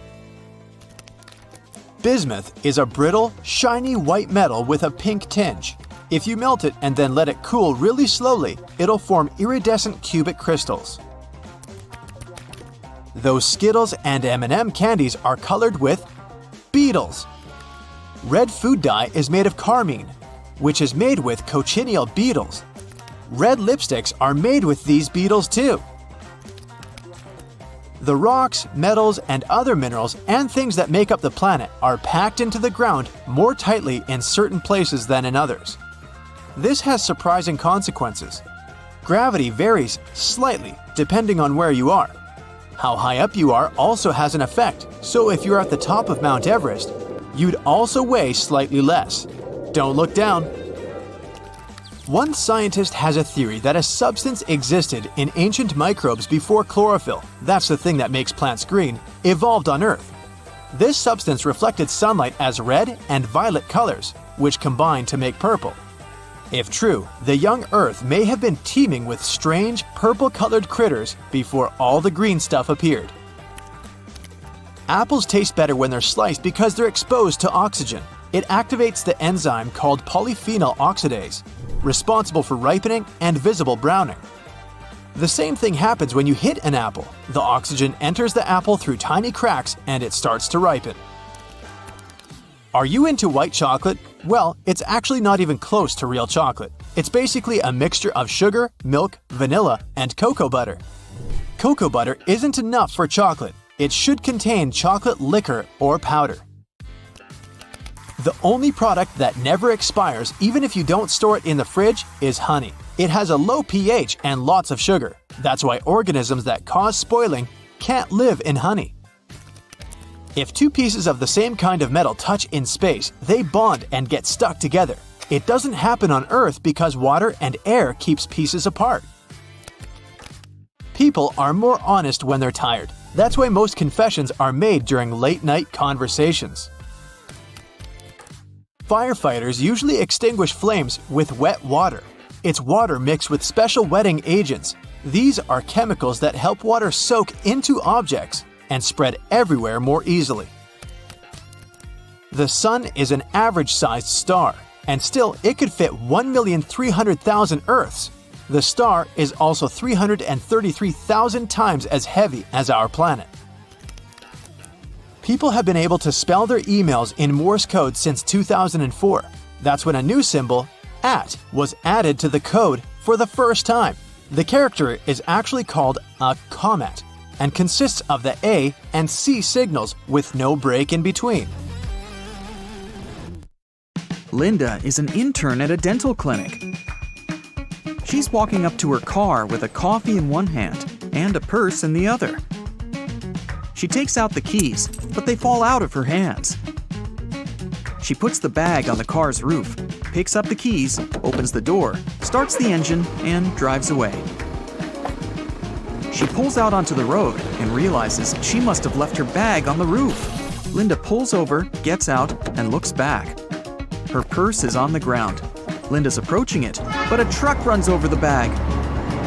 Her cosmetics, a cell phone, a book, and everything else is flattened and broken. Linda gets out a smashed curved tube of toothpaste. She squeezes the gel onto her palm. How is this possible? There should be a complete mess inside the tube, but somehow, these 3 colored stripes didn't mix. They're running parallel to each other with the same thickness. Linda decides to find out how it works. She comes home and puts the toothpaste in the freezer. After a couple of hours, she takes out the tube and cuts it in half. She sees a frozen substance with 3 colors inside. It seems they put the gel in the tube in this way, with 3 stripes. When you squeeze the tube, the paste comes out evenly. Okay, but why don't these colors mix inside? Linda finds out there's a whole science studying the deformation and flow of substances in liquid, gaseous, and soft solid states. They call it rheology. They use this science to create the necessary viscosity and density of toothpaste to prevent it from mixing inside the tube and turn it into foam as you brush your teeth. They put toothpaste in the tube from the backside with the help of a special machine. Different strips inside the tube have the same rheology. Under uneven pressures, they retain the same thickness and flow. When at rest inside the box, these strips have a more voluminous shape. But when you squeeze them, they get thinner as they approach the nozzle. They're released at the same speed and consistency, no matter how hard you press. The toothpaste regains the thickness after being pressed. It's like a marshmallow that returns to its shape after you've smashed it. Some dental companies equip their product with a small cylinder connected to the nozzle inside the tube. They fill the pack with white paste and put a small amount of 2 colorful gels on the sides of the cylinder. As you're squeezing out the toothpaste, it's passing through both sides of the cylinder and pushing the colored gel out of the container. Then, all of it comes through the nozzle in the form of 3 stripes. There are a lot of different patterns of toothpaste. It can be 3 stripes or just 1 color. But white, red, and blue are the classics. The white stripe is responsible for whitening teeth and removing the dirt. This is an essential function of toothpaste, so there's a lot of white gel. The blue stripe is responsible for fresh breath and protection from germs. The red color protects and strengthens the gums. This is not a strict rule, and companies may change the functions of the stripes however they want. Linda is a little dizzy from all this knowledge, but she seems to understand everything. She squeezes the toothpaste onto the brush and thinks, why does the brush have exactly this length? And why should the toothpaste cover it completely? Brushes have various shapes, but their proportions are generally explicitly created for comfortable cleaning. And here's a little secret about the amount of toothpaste. You don't need to cover the entire brush. 1 little pea size is enough to clean your teeth. Companies want you to run out of toothpaste quickly to make you buy a new one sooner. Linda is brushing her teeth and thinking how lucky she is to live in the 21st century. Toothpaste, dentists, and dentures. So many different ways to treat and care for teeth. She can imagine how difficult it was for people long before they invented dental technologies in the distant past. It seems they all had severe teeth problems and were in pain. But in fact, they didn't. Even cave people had much better teeth than we have now. Archaeologists found evidence of this Many ancient skulls have a perfect row of teeth without cavities. Linda doesn't believe it. She looks at her electronic toothbrush. Those ancient civilizations must have had some secret technologies that we don't know about. But there were no dental technologies. To understand how they managed to keep their teeth so healthy, you first need to understand what a tooth is. On the inside, it consists of dentin, a flexible but durable substance. The outer part is covered with the most solid material in the human body, enamel. It's made of calcium and covers each tooth. And it's not just a strong shield. Enamel consists of hundreds of thousands of thin fibers called prisms.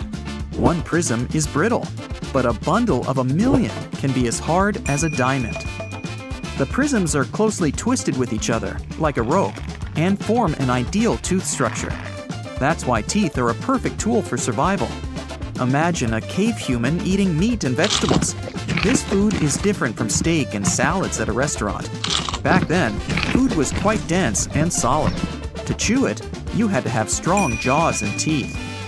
Every meal was a real workout. During chewing, the fibers in meats and vegetables cleaned teeth from dirt and dental plaque. People had strong gums and didn't know about cavities. Their teeth were practically invulnerable. Many years later, we began to use this excellent tool for survival to chew soft buns, hamburgers, tender pâtés, and omelets. Teeth no longer received the load they were created for. That's why they've become weak. Humanity is faced with a diet that has never existed in the entire history of our planet. Too little time had passed from the moment when people were chewing on mammoths to the instant they started ordering tender meatballs at a restaurant. In simple words, softness has taken over the strongest material in the human body. Yeah, the teeth became weaker, but then another serious problem arose: sugar. Cavities appeared when they first brought sugar to Europe. This delicacy instantly became popular. They added it to food and just ate it in cubes like candies. Sugar was considered a prestigious and expensive thing. Of course, no one knew that this product would cause tooth decay. When this problem appeared, people started to create new dental technologies. There are other destroyers besides sugar. Your mouth contains a lot of bacteria. Most of them help digest food, get rid of bad microbes, and clean teeth from plaque. But there are also harmful germs that destroy teeth structure and form cavities. In the past, when food was more natural and rugged, these microbes were not dangerous for strong teeth. Today, we eat food rich in carbs, flavorings, various additives, and sugar. We help harmful bacteria multiply, making them stronger. Your lifestyle also affects dental health. In the past, people had to get food in the fields, forests, and mountains. They mostly lived an active lifestyle and burned a lot of calories. Nobody really works like that now. Training in the gym is much easier than trying to catch a mammoth. Lack of activity provides calories. Extra calories and germs create stomach problems. Gas and acids from the intestine enter the oral cavity and destroy the teeth as well. Now, just look at these guys for comparison. Cats, lions, bears, tigers, cows, and other animals with teeth still eat the same way they did millions of years ago. And that's why they hardly ever have dental problems. Many tribes of indigenous people living far from civilization also have perfect teeth. Linda realizes that all this is true. And what do we all have to do with that? Move to a distant island and eat bananas? No worries, it's not that bad after all. Just eat less sugar, clean your teeth with a brush, and use dental floss twice a day. Visit the dentist regularly, and everything will be fine. Many shirts have 2 buttons on the cuffs, but only 1 buttonhole. So what is the second button for? Turns out you can use it whenever you're wearing a watch, so the cuff is looser. Most clothing items you buy come with a small bag of fabric or a button, or both. Buttons obviously can be used as a replacement if you lose the original ones. Pieces of fabric can be used to patch up a hole, but most importantly, it's a tester. You can use it to test different washing products on it and see what happens to the fabric. Some umbrellas have a tip at the top, and it turns out it's not just a pretty design. When going inside on a rainy day, you should just close your umbrella and tap the tip against the floor to drain the water faster and more effectively. Many backpacks have this diamond with 2 parallel cutout slits on its front, and it's there for your comfort. You can attach something to it, like a water bottle or shoes. It comes especially handy if you travel somewhere or go hiking, so you don't have to hold your stuff. Okay, the next thing is gear loops. And probably from the name of it, you already have an idea what they're there for. You can strap in some useful gear you need to have with you, like trekking poles or shovels. Some gear will need to be secured to do it. Drop the handle through the loop and rotate it upward. Then, secure it with the elastic hook at the top, and you're golden. On the back of many makeup and hygiene products, you can find this symbol with a marking, like 6M, 12M, and 24M. This is the number of months this product can serve after you open it and before you should throw it out. The 2 sides of a cotton pad are different because each of them has a particular purpose. A cotton pad has several layers to ensure that it's soft, strong, and can absorb liquids. The edge is stitched to hold it all together. The smooth side of a pad is for applying products like tonics and lotions, and the embossed side is best for cleansing and makeup removal. Also, any pack of cotton pads has those strings on the sides. They're there so you can hang the package somewhere. Then, you can open the package at the bottom where the perforated line is and take them out. Did you know that there is an efficient way to pull a thread from yarn? When you pull from the outside, the yarn rolls away, so you need to hold it. However, if you pull it from the center, it will stay together. We're all familiar with staplers, but I bet you don't know all its secrets. Most staplers have a compartment to store spare staples, which can be located either on top or at the bottom. Also, surprise! This metal plate you press staples against can be turned around. This way, the device will be able to staple your documents by turning the metal ends outwards. No need to wonder whether you need to get a smaller or bigger container. Turns out, plastic food containers have volume measurements on their bottoms, indicating how much food they can fit. Ceiling fans come with a small switch on the inside of the blade. You might not have noticed it because it's not in plain sight, so check yours out. This switch allows you to change the direction of rotation.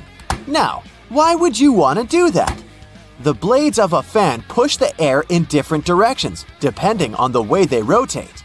In the summer, you need the air to be pushed down to create the effect of a breeze.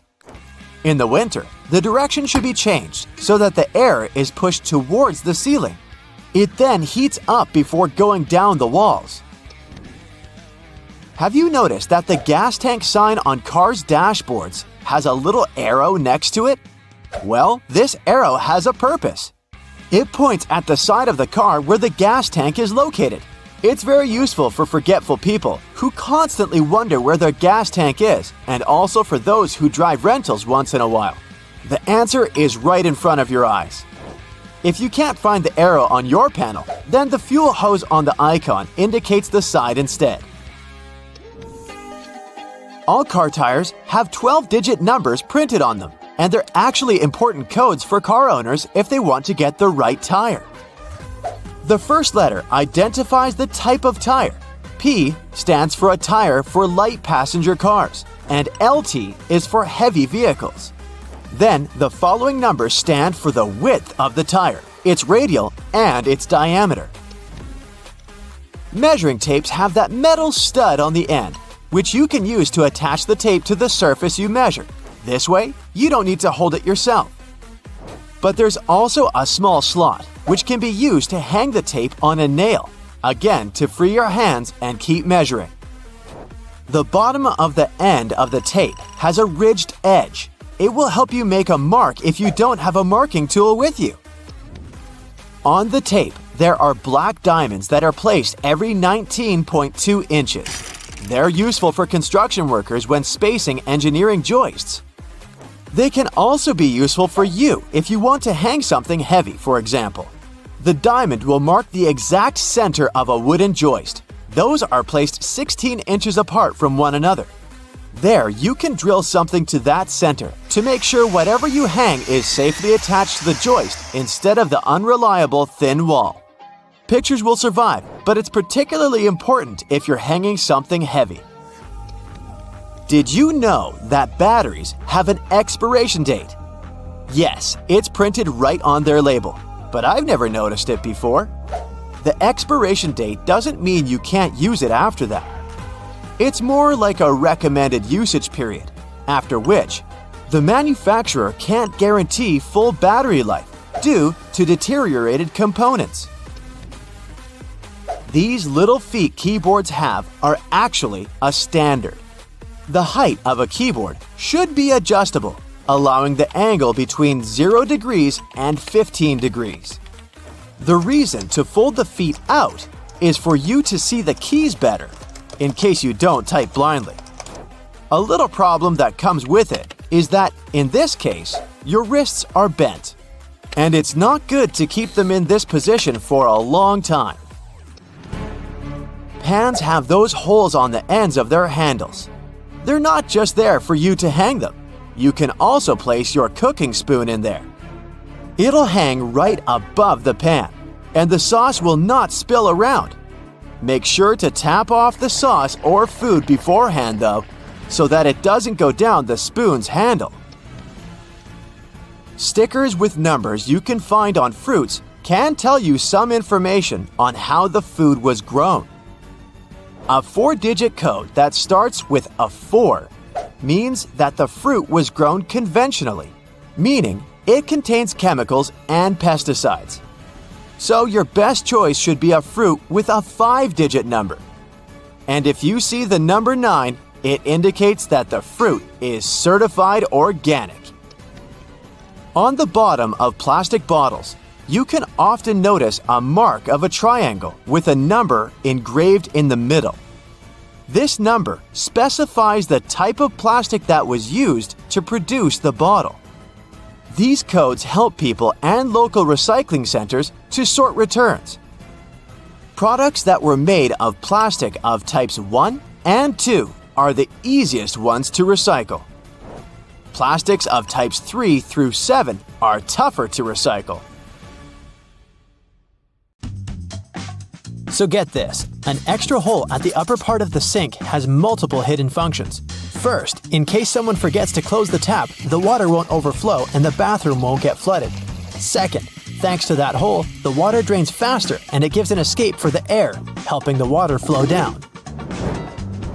Those 2 holes on a side of any Converse shoe are not only to let the stinky air out. Sure, breathability is important for any athlete. The second reason is that athletes lace through those holes to get a better grip. Donuts have a hole in the middle and it doesn't stand for O in donut. It's not designed for an easier grip either, though it can be quite convenient. It's actually made this way for mass baking so that they can cook all the way through evenly. Baby carrots are tiny and, unlike regular carrots, wet.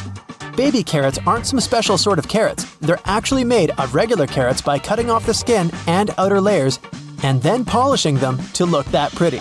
The problem is that they can't retain moisture. A regular carrot retains some water inside because of the layers that locks it in. Once they're chopped out, baby carrots can dry out easily, so they usually sell them in bags with some water inside. Toy stores are filled with Beanie Baby plush toys, and a detail that is even more iconic than their huge eyes is their tags saying TY. That's a small manufacturing company not so many people have heard of.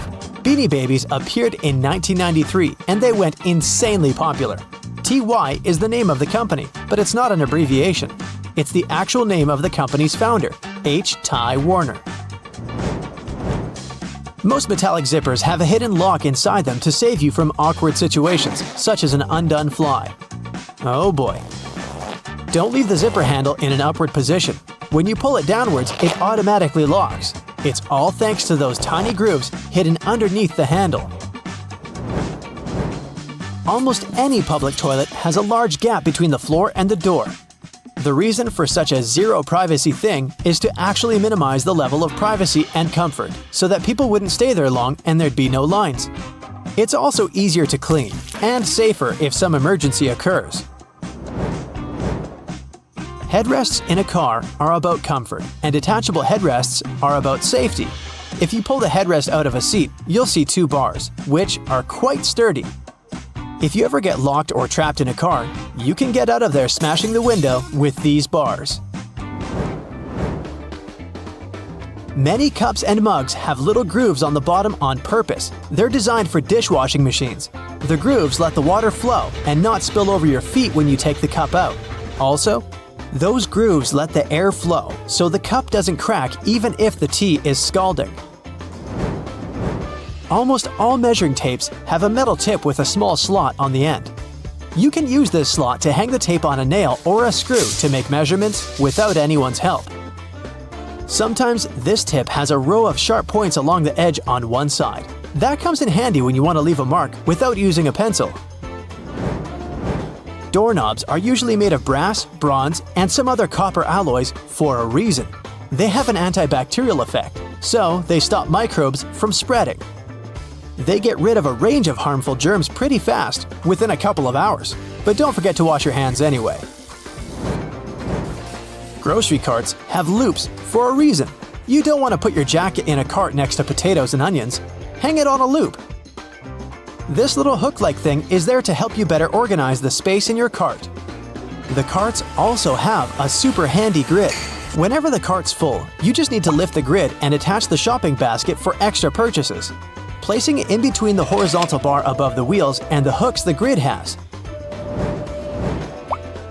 A point in an ointment cap is there for a reason too. Most tubes are usually sealed with foil, and it's better to avoid opening it with fingers unless you're ready to say goodbye to your nails. A point easily opens even the most safely sealed tube. Silica gel can often be found in different things you buy like bags, shoes, and many others. Don't throw it away. It's meant to absorb excess moisture, so anytime your shoes are a bit wet, just throw in a packet with silica gel. People used to co-live with rats, and these guys like gnawing on everything they see in their way, including paper. Still, rats weren't able to chew more than the space left on the margins. That black grate on a microwave isn't just some fancy decoration. It's called a Faraday shield, and it prevents the rays from escaping the microwave. It also speeds up the heating, so you can enjoy yesterday's leftovers faster. It may also block phone signals, so if you're tired of numerous calls, just put the phone into a microwave. But don't turn it on. All Tic Tac containers are designed to dispense one Tic Tac every time you open it. The lid has the same shape as the candy. Turn the container upside down, gently shake it, and open it slowly. You'll notice only one candy stuck between those lid grooves. So if you just open the container and shake it until 5 or even more candies fall into your mouth, it means you've been eating Tic Tacs wrong all this time. Those little holes in the airplane windows are designed to control the cabin pressure. They also protect the windows from fogging up as the temperatures drop and rise. By the way, the airplane window is round for a reason. This way, pressure is evenly distributed so it doesn't get deformed. Blue bristles on a toothbrush are actually an indicator that it's just about time to change the brush. As the bristles get in contact with water, the blue, or whatever other, pigment fades away, so the more you use it, the duller the color becomes. A triple handle on a jerry can is there to make it easier for two people to carry it and distribute the fuel evenly. Gas cans often have a second hole that actually needs to be uncapped too before you pour the gas. The air passage will prevent it from pouring out, so no more fuel waste. Jeans first appeared in 1873. They were invented by Jacob Davis and Levi Strauss. Davis was a tailor who was producing covers and tents, and Strauss was a businessman who, among other things, was selling cloth. The first jeans were made by Davis from denim, the fabric he bought from Levi Strauss & Co. Together, they patented the design. Blue was a standard color for denim that was dyed using an indigo dye. The blue color is a tradition that is still often followed today to replicate the original look of a pair of jeans. Jeans also have metal rivets, and they've been there from the very beginning. Jacob Davis, the man who made the first pair of jeans, added copper rivets to spots where pants were more likely to rip, flies, and pockets to make them stronger. Today, they have more of a decorative purpose since they're distinctive and traditional for jeans. Another special thing about jeans is those tiny pockets they have that seemingly serve no purpose. Well, maybe it's true now, but years ago, when many cowboys were wearing jeans, the pocket was made specifically to keep a pocket watch there. Also, back then, a pair of jeans had just 4 pockets. That tiny pocket, the watch pocket, 2 big pockets in front, and just 1 pocket on the back. Many zippers have the letters YKK engraved on them. It's an abbreviation that stands for the name of the company that can be translated as Yoshida Manufacturing Shareholding Company. This Japanese company is the largest zipper manufacturer in the world, so they put their initials on all the zippers they produce. That's around half of the zippers in the world. And that's why you see their zippers more often than any other zippers. Those little white golf balls have dimples all over them. It turns out they aren't there just randomly. At first, golfers were playing with a smooth ball. With time, the ball would get all punched and damaged, but also it would start to travel way further. The reason here is aerodynamics. Dimples allow the air to flow more smoothly around the ball, taking it further. So the idea was adopted and the balls got their dimples all around, allowing them to travel longer distances. What's hiding inside Coca-Cola cans and regular household batteries? Why do magnets affect breakfast cereals? Do crosswalk buttons actually work, or are they just useless decorations? What does that USB symbol really mean? I'm not sure I know the answers to these and similar questions, but I'm eager to learn the truth together with you. Let's find it out. Coca-Cola cans have a secret few people know about. Here's a Coke can. Let's submerge it in a highly corrosive alkaline solution. The aluminum dissolves due to a process known as hydrolysis, and we can see a plastic liner inside the can. It's made from a polymer or epoxy resin and serves as some kind of a protective barrier between the aluminum walls of the can and the rather acidic soda. Despite a popular myth, household batteries don't actually contain liquid, and if you accidentally cut them open, no toxic liquid will spill. Most of them are dry cell batteries, which are made of electrochemical cells. Those convert chemical energy into electrical energy. Larger batteries often house numerous small cells within them too. Even Tesla vehicle batteries consist of multiple small cells. When combined, they easily provide the necessary voltage. Most toothbrushes have differently colored bristles, but they aren't just pleasing to the eye. Those bristles, often blue, have a functional purpose. They're called toothbrush indicators, and their colors fade as you use the brush. The American Dental Association recommends changing your toothbrush at least 4 times a year. And by getting paler, these bristles help you figure out when it's time to replace your toothbrush. You'll probably agree that there's no better snack than a pack of chips. Some are flat, others have ridges. Is it just aesthetics? Not really. The main purpose of those lines on some kinds of chips is to help with the distribution of spices and seasonings. In other words, all those substances that make your chips taste like cheese are mostly stored inside the lines. Plus, the lines make chips crunchier.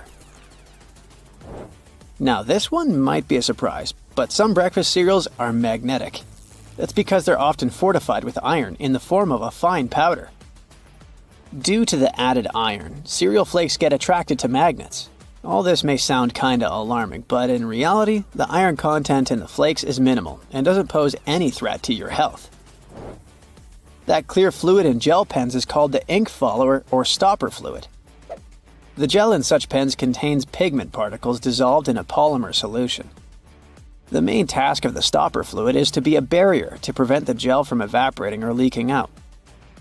Without this transparent fluid, your gel pen wouldn't function.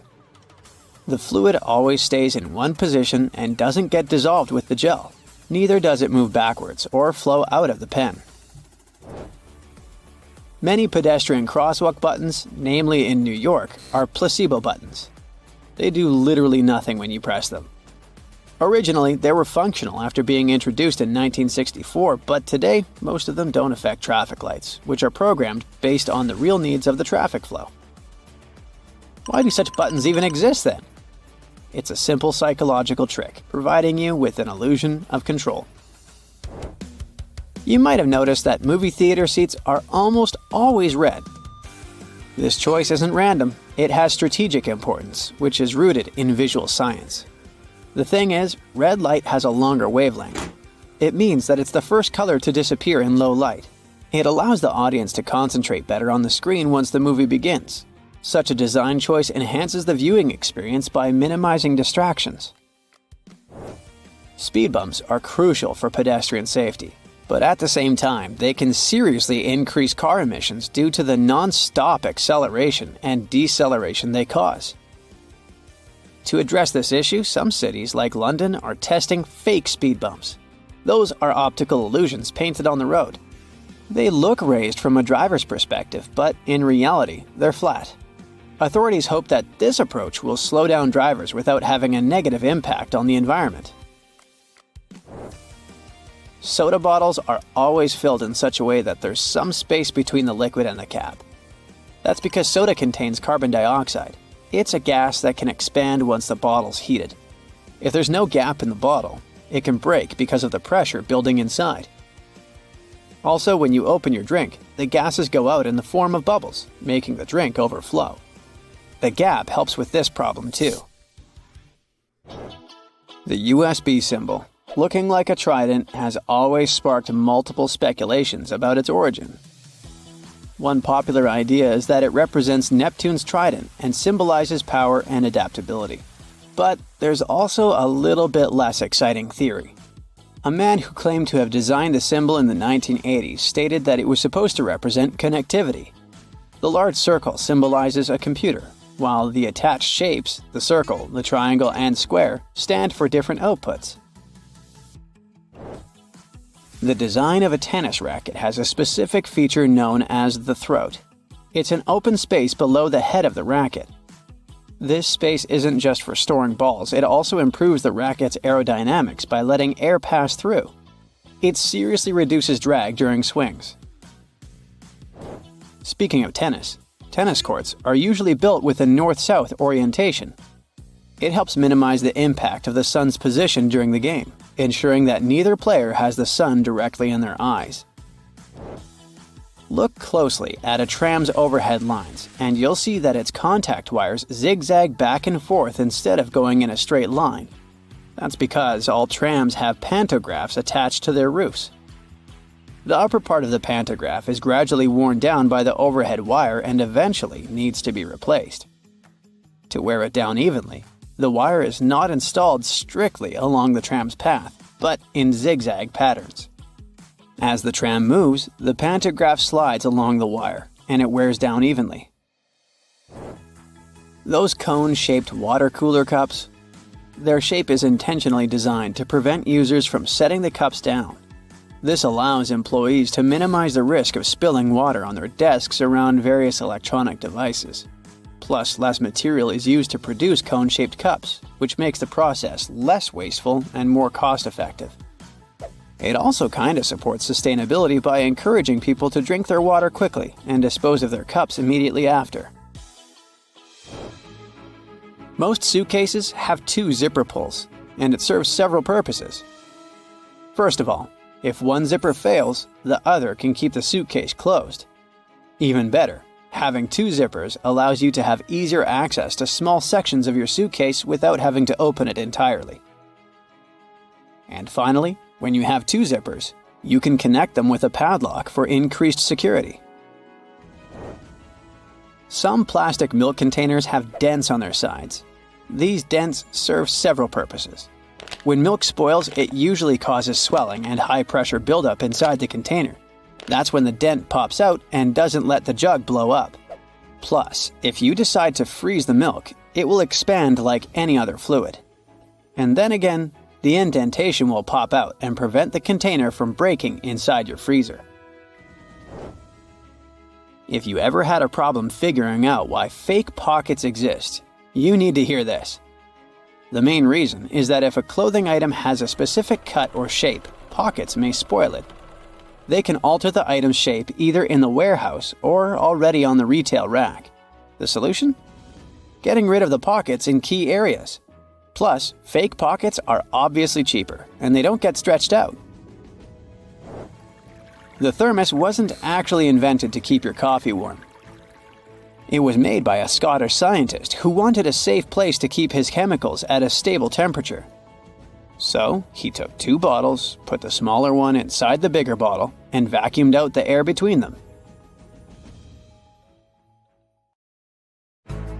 Have you ever stopped to think about the thrilling secrets of day-to-day modern life on planet Earth? I'm talking about tiny windows in washing machines and little holes in airplane windows. If you haven't got a clue of what I'm talking about, tag along and allow yourself to be as surprised as I was when I found out. Remember the drawer at the bottom of your oven? Maybe you've been ignoring it all along or using it to store pots and pans. Well, even though it can serve this function, that's not the only thing it's there for. The best way to use the bottom drawer is to keep your meal heated while you're waiting to serve it. Genius, right? Talking about secret doors, have you noticed that most washing machines have little flap doors at the bottom too? These doors actually serve as drain traps. It's where all the items that we put to wash together with our jeans and jackets go to. It's a type of collector, let's say, of small items. It stops them from getting into the main drain pipes and clogging them. It saves us hundreds of dollars in repairs each month. Now, who hasn't gone through the confusing task of having to measure how much pasta to cook for one serving? Well, here's the solution: the holes in the center of pasta spoons. They were actually made for measuring the exact amount of dry pasta you need for one serving. If you try stuffing wet cooked pasta through it, well, good luck with that. On a similar topic, have you ever wondered why pen caps have holes in them? Maybe you thought it was a design feature to regulate air pressure. But in reality, these holes have a much simpler and more important function: to reduce the risk of choking. Now, lots of people love to bite on their caps, and this tiny hole prevents them from choking in case they accidentally swallow a cap and it gets stuck in their throat. For kitchen lovers, there's a hidden secret right in front of your eyes that can change your life. Think pans. Now think handles. Right, they have holes in them. As it turns out, these holes were designed to hold the spoon you're using for cooking. And instead of dripping sauce all over the stove or your kitchen floor, you can place the spoon in the hole and let it drip the sauce directly back into the pan. Woohoo! Speaking of everyday items, and I was, most doorknobs are made of brass because this material makes them naturally germ-free. Unlike plastic ones, brass doorknobs are kind of magical. They can disinfect themselves without you having to clean them. Neat, right? Have you ever noticed that at the bottom of a measuring tape there is a little dip? You can find it in that metallic part you need to pull on to measure something. Well, that dip is actually the exact size of a regular nail. It was designed for people to place the tape on top of a nail and use it as a support while they stretch the tape. Well, I can't wait to try it out for myself. As for the margins in your notebook, they were invented to protect people's notes from mice. No, the mice weren't copying your answers for the math quiz. Actually, there were times when people had to cohabitate with rats and mice that often chewed on paper. So, to prevent information from getting completely lost, people created margins. This way, texts were moved closer to the middle of pages and remained unharmed by rodents. Perhaps this is where to digest information came from. And what about those tiny holes at the bottom of airplane windows? They have an extremely important function of regulating the air pressure inside the cabin. In other words, they help planes fly high up in the sky. Big responsibility, right? By the way, Tray tables on an airplane are the germiest places inside the entire cabin. Studies showed that the trays had 8 times the amount of germs on the toilet flush button. Now, how about we cut a commercial airplane in half and see what's inside? Well, it would look more or less like this: rows of seats on top and everything else that needs to be stored at the bottom. I'm talking about passengers' luggage, emergency supplies, parts of the wing system, and so on. Moving on to bowling balls. Yes, I know it's a clumsy transition. Anyway, have you ever wondered what the insides of a bowling ball look like? If you have cut a professional ball in two, you'll see a familiar shape. Look closely. Do you see it? Doesn't that look like the logo of Brightside? Anyway, professional bowling balls are different from the ones in your local bowling alley. That's because they're designed to make fancy moves. They actually have some really complex engineering inside. They're shaped to help skilled professionals get more strikes. The weight of professional bowling balls is designed to be projected inward as they travel down the bowling lane. This makes it harder for them to get into the gutters on the sides of the lane. Speaking of balls, let's take a look inside a baseball. To make it light and aerodynamic, producers use several different layers. Starting from the core, we have a cork center enveloped by black rubber. Then there's a layer of red rubber, followed by 2 or 3 alternating layers of wool yarn. After that, there's a visible white leather cover and that beautiful red seam on the side, stitching it all together. And what if you had X-ray vision and managed to look inside a human bone? Ooh, spooky! I'd say what calls most attention is this spiderweb-like situation at the center of the bone. In reality, it's a highly condensed and complex structure of nerves that you have inside your bones. Aren't you lucky? Now, I've got a riddle for you. What is round, can be found near the ocean, and looks like an aerial view of the Guggenheim Museum in New York City, the one that's made almost entirely of ramps? If you said a nautilus shell, hey, then you guessed right. A nautilus is a shellfish whose house you can find in countless souvenir stores near the beach. It's made up of 2 layers, a matte white outer layer and an iridescent white inner layer. And if you were to cut it in half, it would look very similar to the insides of the Guggenheim Museum. Aloe leaves are good for healing purposes and also for hydration. But if you managed to look inside of an aloe leaf, the image you'd see would be satisfying and very relaxing. Who hasn't dreamed of a pool filled with jelly? Now, there seems to be nothing more mundane and regular than a tube of toothpaste. But you wouldn't think so if you cut open a tube that contains several colors. Now, there have been speculations that the insides of such a toothpaste tube might be divided by barriers so that the stripes don't mix. But if you cut it in half, you'll see that it has only one interior chamber. As it happens, there's a lot of science behind the making of striped toothpaste. According to a specialist, they have to ensure that the paste in all the stripes has the same physical properties. This way, the colors are naturally prevented from mixing with one another. That's why, if you tear a tube open, you'll see something that looks like several slices of pizza in different colors. If you open your closet, you're bound to find at least a few wooden hangers. Usually, they're made of cedar wood, which is a natural moth repellent. So, cedar hangers actually protect your clothes from moth infestation. For some people, more than others, eyeliner is an everyday must. Boy, isn't it. But did you know that back in ancient Egyptian times, both men and women used kohl eyeliners to protect their eyes from the sun's glare? Way to go for the Egyptians for figuring that out. Now, if I could just learn to walk like one. Normally, we use headrests for the purpose of, well, resting our heads, right? Well, not only.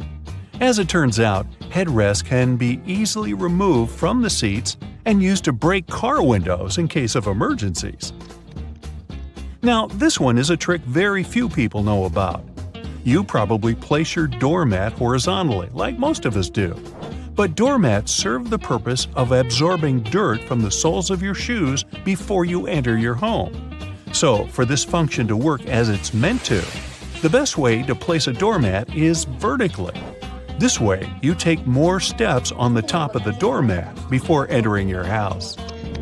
And last but not least, now I don't want to be accusatory here, but you have probably been vacuuming your house the wrong way, and I can prove it.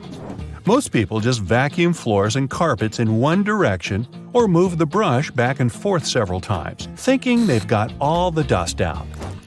But according to cleaning professionals, the best way to vacuum is in rows. First, you go forward with the brush until you arrive at the end of the row. Then, you fluff the carpet up and move back down along the same row, gathering the dust that wasn't collected in the first sweep. Talk about efficient cleaning. On the other hand, my idea of house cleaning is to sweep the room with a glance. Hey, I don't want to disturb that protective layer of dust. They make plane wings smooth to let air flow easily around their surface and reduce resistance during the flight. So why did they add these convex yellow hooks? They obviously worsen the aerodynamics. Yeah, they do, but they're also necessary for your safety. Imagine a plane making an emergency landing in the open sea. Everything's going well. The aircraft is sliding on the water. Then rescue boats sail to this place to evacuate the passengers. They leave the plane through emergency exits located above the wings. Before the door opens, the escape slide inflates. Passengers need to walk on the wing and go down the slide. But the wing surface is slippery because of water. They might fall and get hurt. To prevent this, the stewards install a rescue rope. They attach one end to the door and the other to the edge of the wing, passing it through these hooks. During the evacuation, people hold on to this cable like a railing and don't fall. They can also attach rescue boats to the wing with a rope and these hooks, so the sea won't take people far away from the plane. By the way, the plane can stay on the water for 10 minutes to 60 hours, depending on the model, weather conditions, and the pilot's skills. Both the main and emergency exits have extra handles for crew members. During an evacuation, people may panic and accidentally push the flight attendants off their feet. To avoid a fall, they hold onto these handles. A seat belt on an airplane has a slightly different purpose from that in your car. The one in the vehicle protects you from a horizontal hit. When a plane is going through turbulence, it's shaking up and down. Your waist belt keeps you from hitting the ceiling. Crew members have handcuffs for problem passengers. If someone behaves badly and interferes with the flight attendants have the right to chain them to their seats. To do this, they use police handcuffs or plastic ties. This is the maximum that can be done during the flight. Then they report a rowdy person to the airport and hand them over to the police after landing. During an emergency, oxygen masks drop automatically. They have an extra purpose you might not know about: to equalize the pressure and prevent panic. Air pressure can change because of turbulence. So, among other things, the masks help passengers stay calm. Your seat is your safe haven. That life jacket under it won't let you drown. Also, the seat's surface is made of waterproof material. If water gets into the cabin, the seat will save you from freezing, since it won't get wet. It's also fireproof. The cover can prevent the fire from spreading through the cabin. But more importantly, it can save you from the flames. Of course, you'll most likely never have to use this feature, but it's nice to feel safe, isn't it? You can use the tray table in the seat in front of you like a hammock. Just tie a belt, a blanket, or a towel around the table and stretch your feet out. You might have noticed black triangles on the wall above the seats. For you, as a passenger, they may indicate the seats that have the best view of the wings, where you can take the most beautiful flight photos. But the triangles weren't created for your camera. The crew members monitor the condition of the aircraft through windows under these signs. Suppose the wings freeze, the engine catches fire, or the pilot receives a signal about some problem. In that case, the crew will quickly move to the triangles and assess the situation.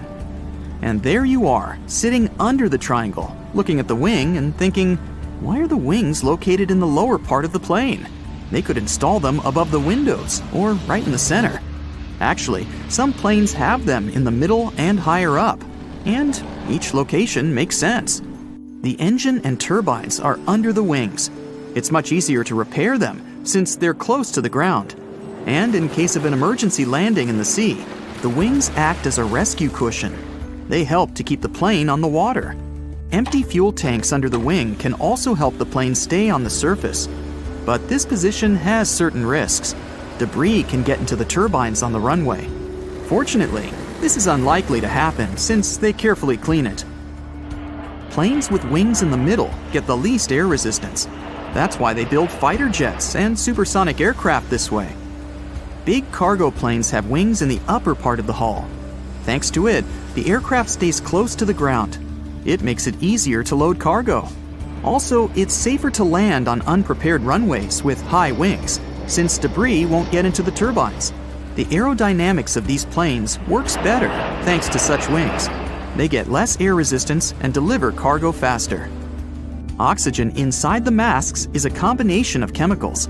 The transportation of oxygen tanks is too expensive for the airline. They take up a lot of space and increase weight, which leads to extra fuel consumption. Therefore, they use a chemical oxygen generator. It's located in the panel above your head. There's a small tank with barium, sodium, and potassium compounds. They mix and create a hot chemical reaction that releases oxygen and passes it into the mask. Small holes in windows save the glass from breaking. The air pressure inside the aircraft is much stronger than that outside. The difference is so big that the air can just break the glass from the other side. To prevent this, they drill small holes. The air penetrates there and reduces the load on the window.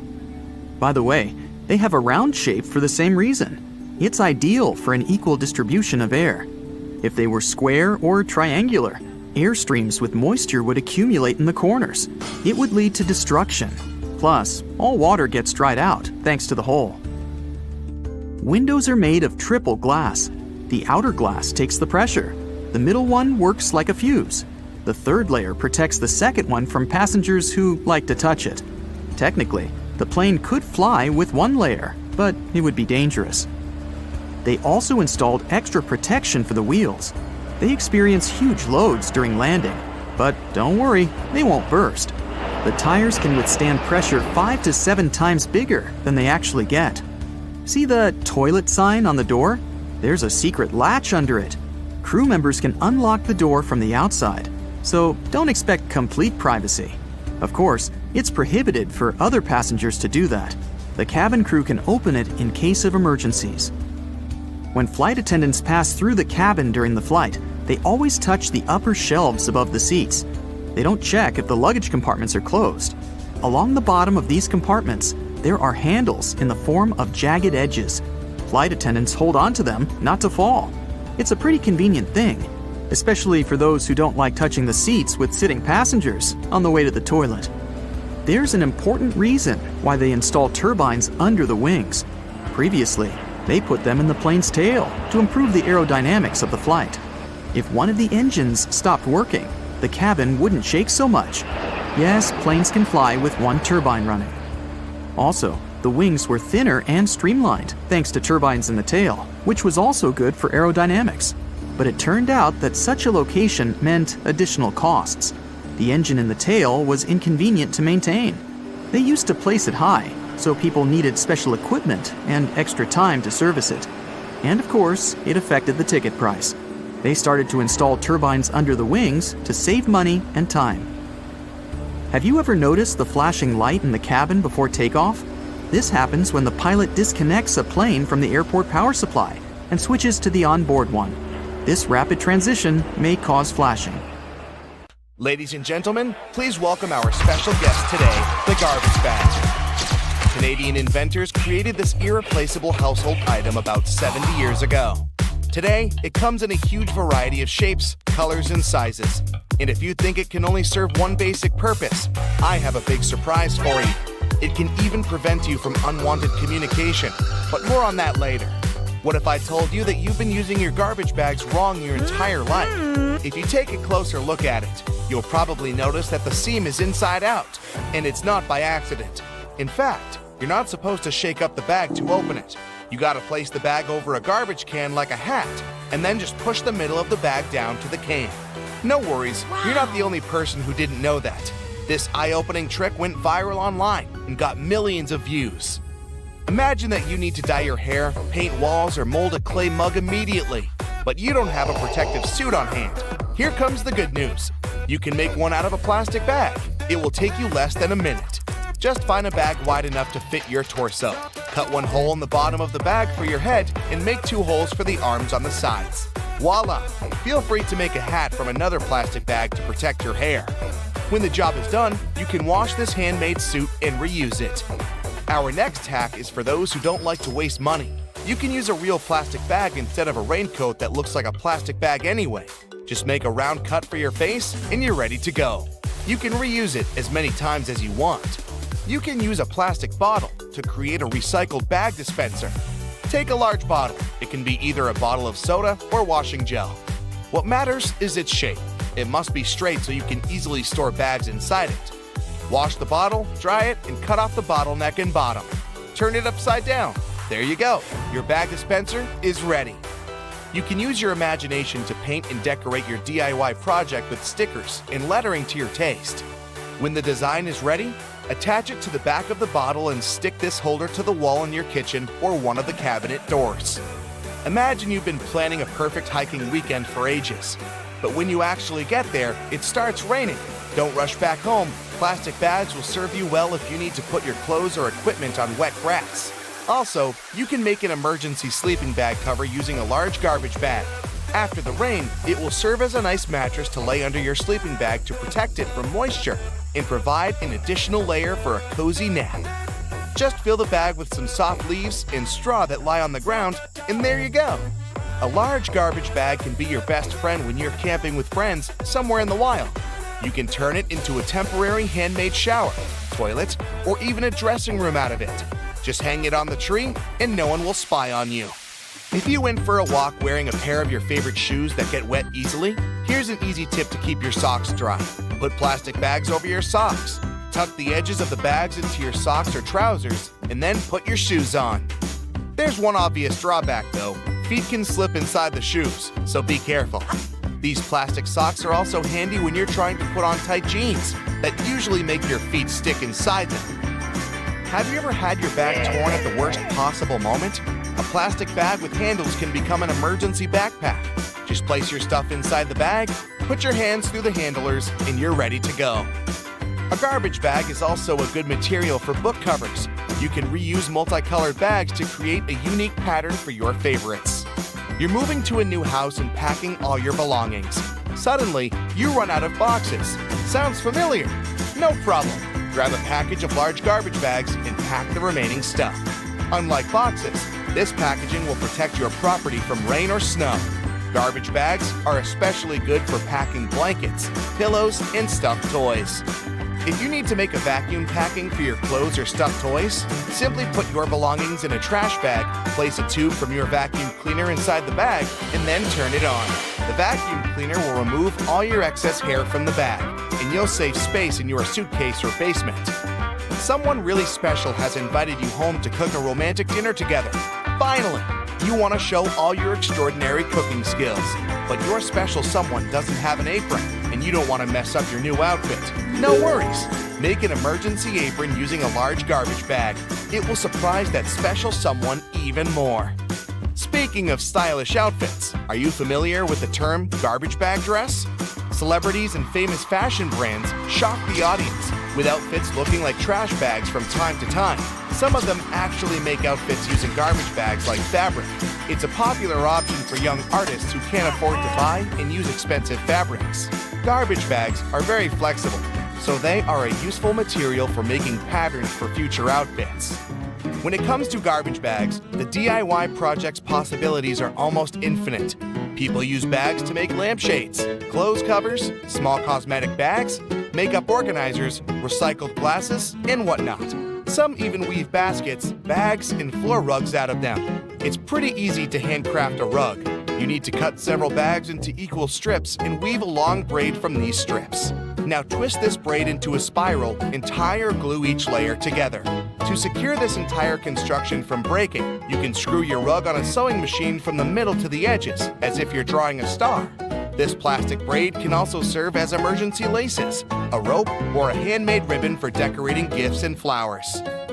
Filmmaking is another yield where garbage bags can be real stars. If you're shooting indoors and the sunlight is too sharp, you can put white garbage bags on all windows to diffuse the light or to set the white balance. Black light-proof garbage bags may serve you as a shading curtain to get rid of the sunlight in the room whatsoever. Feel free to use a white bag to create a diffused light bulb. Inflate the bag like a balloon and put it next to a lamp, but make sure to use a LED light so it doesn't get too hot. Everyone knows that touching a plastic bag with a hot iron is a bad idea because it will melt. But this lets us create unique shapes from this colorful and affordable material. Want to make a unique designer vase? Take a bowl and cover it with paper tightly. Then wrap the matching strips of plastic bag around the bowl. Now place another layer of paper on the top and gently iron over the entire surface of the bowl. Voila! The plastic's melted and you got a new stylish and eco-friendly vase. Garbage bags can produce very cool sound effects. If you live in a desert where it never rains and need to recreate that relaxing sound, use a plastic bag. It's always better to speak up like an adult, but if that doesn't work for you, here's a quick fix. Next time some annoying person calls you, don't bother to make excuses why you can't talk right now. Just grab a garbage bag and rustle it into your phone speaker yelling, "Hello? Hello? I can't hear you!" Confession time. Have you ever used this trick? You open a bag of chips and find it half empty, or half full if you're an optimist. Frustrating, I know, but I figured it's not because the manufacturer wants to get more cash out of you. The extra air helps to protect your chips from any damage. If the bags were filled to the brim, you'd get chip dust instead of chips after their transportation. A raspberry-flavored ice pop is typically blue, not pink or red, which both would be more obvious color choices. Well, imagine you're making a pack of popsicles. You can pick green for apple flavor, pineapple, or lemon is yellow. There's strawberry, so it should be red. Cherry, well, red again. Watermelon? Red. And now raspberry. Yeah, red. But 4 reds are definitely way too many, and people won't tell the difference between them easily. So, at first, both strawberry and cherry flavors were red, but of different shades. The watermelon one was pink. They made the raspberry ones of a deep dark red dye. Then, scientists proved that that dye might be dangerous, so it was banned. Blue was another free color option, but there's no blue fruit or berry except for blueberry. And it's not a very popular flavor, so manufacturers started to paint raspberry blue. Sometimes they call it blue raspberry, but it's just a lab thing that doesn't naturally exist. If you buy a clock or see a picture of it, it'll most likely show 10:10 by default. The only reason behind it is that it just looks nice. You can see both hands, and they don't overlap. Also, it's symmetrical and nice, and it frames the 12. And finally, it makes a smiling shape that gives off a positive vibe. Mattresses usually have those decorative stitching patterns on them. Mattress manufacturers make a limited number of different mattresses, and the only way to make them look different is to come up with a fancy stitching pattern. 2 mattresses of different companies might be the exact same quality, but cost differently. Most people will never know it and will decide that different patterns mean something in terms of quality. So, when shopping, don't mind the pattern at all. Cheese has holes. In most types, they're small, but they can also be huge. Cheese is made by adding bacteria to milk, and the holes are the result of it. Those bacteria consume lactic acid and release little gas bubbles. They're trapped in the cheese, and then they pop, forming those little holes. The size of holes depends on the production temperature and its acidity. Swiss cheese has extra large holes. It's made at a temperature of around 120 degrees Fahrenheit and incubated at 70 degrees Fahrenheit for 5 to 7 days. So the cheese is very soft and the bubbles grow especially big. All coins have ridges, but have you ever wondered why? At first, all coins were linked to a silver standard. The amount of silver used in a coin was proportionate to the value of the coin. So, a $1 coin had way more actual silver in it than, say, a quarter. The edges were made reeded for security reasons. Once, it was a coin element that made a coin harder to reciprocate. It also prevented another kind of fraud. People would shave off a bit of metal from the edges of coins. It would be just a little so that no one would notice the difference. But if you did it to many coins, you'd get enough precious metals to sell. Reeded edges made it impossible. If someone tried to shave them off, the ridge would become smooth, and it'd be obvious to anyone that a coin had been tampered with. Nickels and pennies didn't have them because they were made of inexpensive metals, so there was no sense in protecting them. Now, no one makes coins out of silver, but the ridges are still there. When the governments started to produce new coins, they didn't see a point in changing the coin-making equipment, and they just kept the reeded edges. If you ever played billiards, you must know that green table well. The game originated around the 14th century, 5 centuries before basketball. Back then, folks didn't have pool tables, of course. Instead, they were playing it outside on the green lawn. Later, people moved the game indoors so they could play it even when it was raining. And they kept the nostalgic green to give it some lawn vibes. Medical workers usually wear a uniform that is a shade of blue or green. There's a reason for it. Before the 20th century, they were wearing their regular clothes, even when performing surgery. With the development of medicine, people started to pay more attention to matters of sterileness, so they started to wear a uniform, and at first, it was white to signify purity. The problem was that some stains were very hard to wash off from the white uniform. The color white would become greenish. So, it made sense to make the uniform green or blue. Besides, surgeons mostly focus on red colors during work. Blue and green are exactly the opposite side of the spectrum. So, if everything else is greenish-blue, the red becomes even more distinctive. Wash your hands with plain white soap, and you'll see some white foam. Wash them with a blue, red, yellow, green, whatever color, and the foam is still white. The reason for it is scattered light. Any light rays that falls on an object either get absorbed or are reflected back. Things that absorb all colors appear black. Those that reflect all colors are white. A red bar of soap is red because only the red color reflects back, and the other colors are absorbed. But once you produce some foam, it's made of many little bubbles. Each of them scatters light in different directions, so it looks white. Do you see something when you rub your eyes? These colors and shapes are called phosphenes. The reason why you see them is that when you're rubbing, you increase the pressure in the eyeball and activate the neurons of the retina that process visual information. Once they're activated, your brain interprets it as if you see the light, and it tries to actually see it.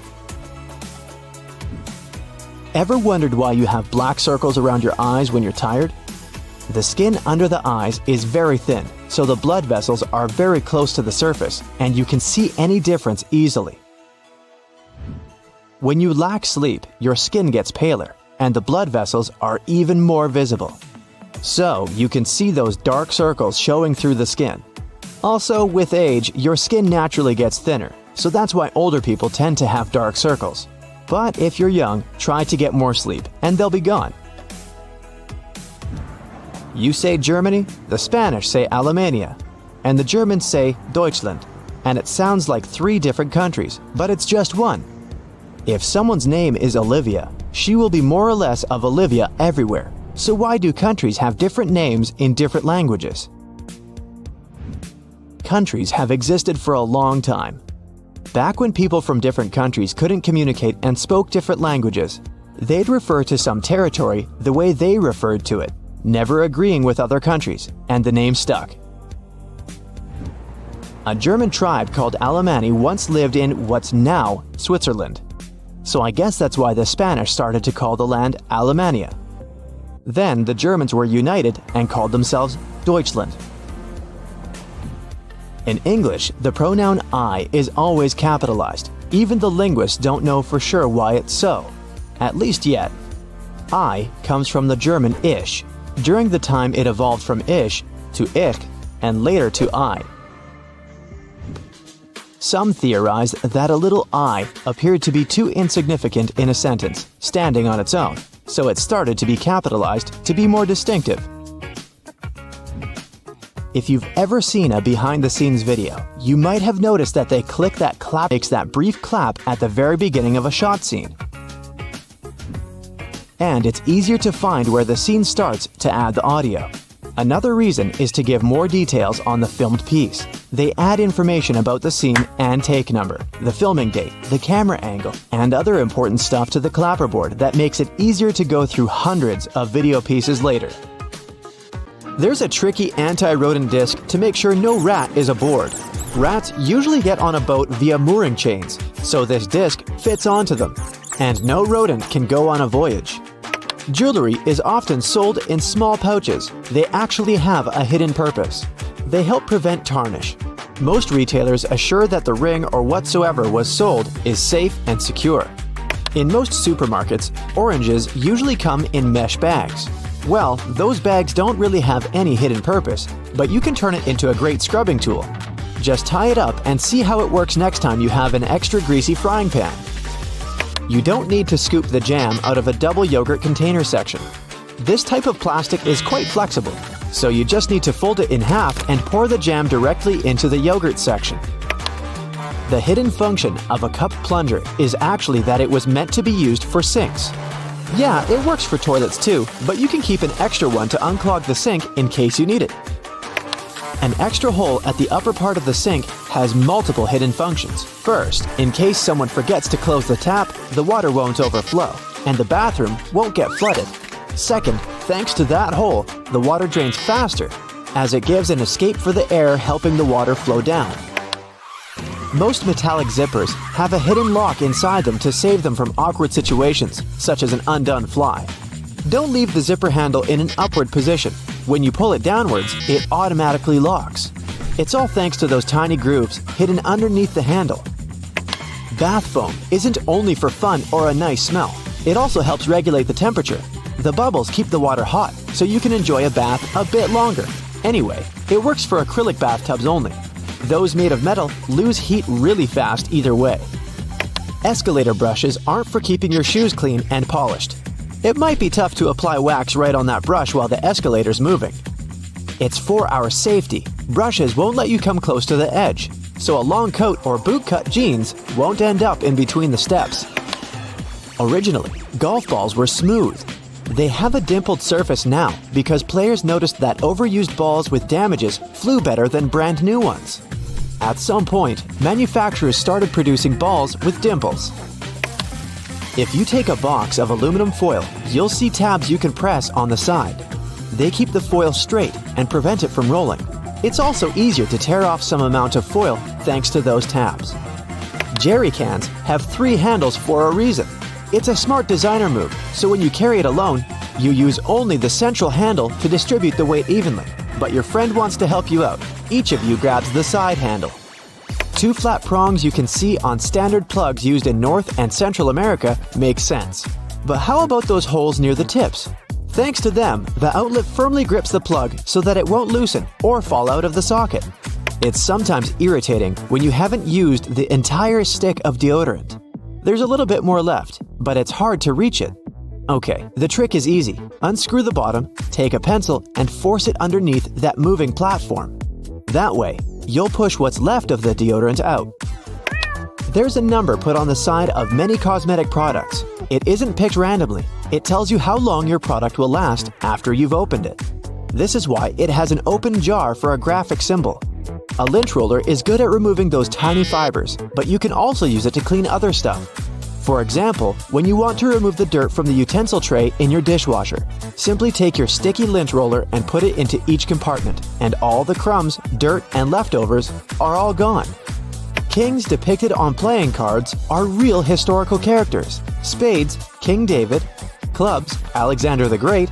Hearts, Charles the Great. Diamonds, Julius Caesar. Rings used to be more than a stylish accessory. The nobility used rings as a seal. Archers wore rings to protect their fingers from bowstring injuries, while needlewomen from needle pricks.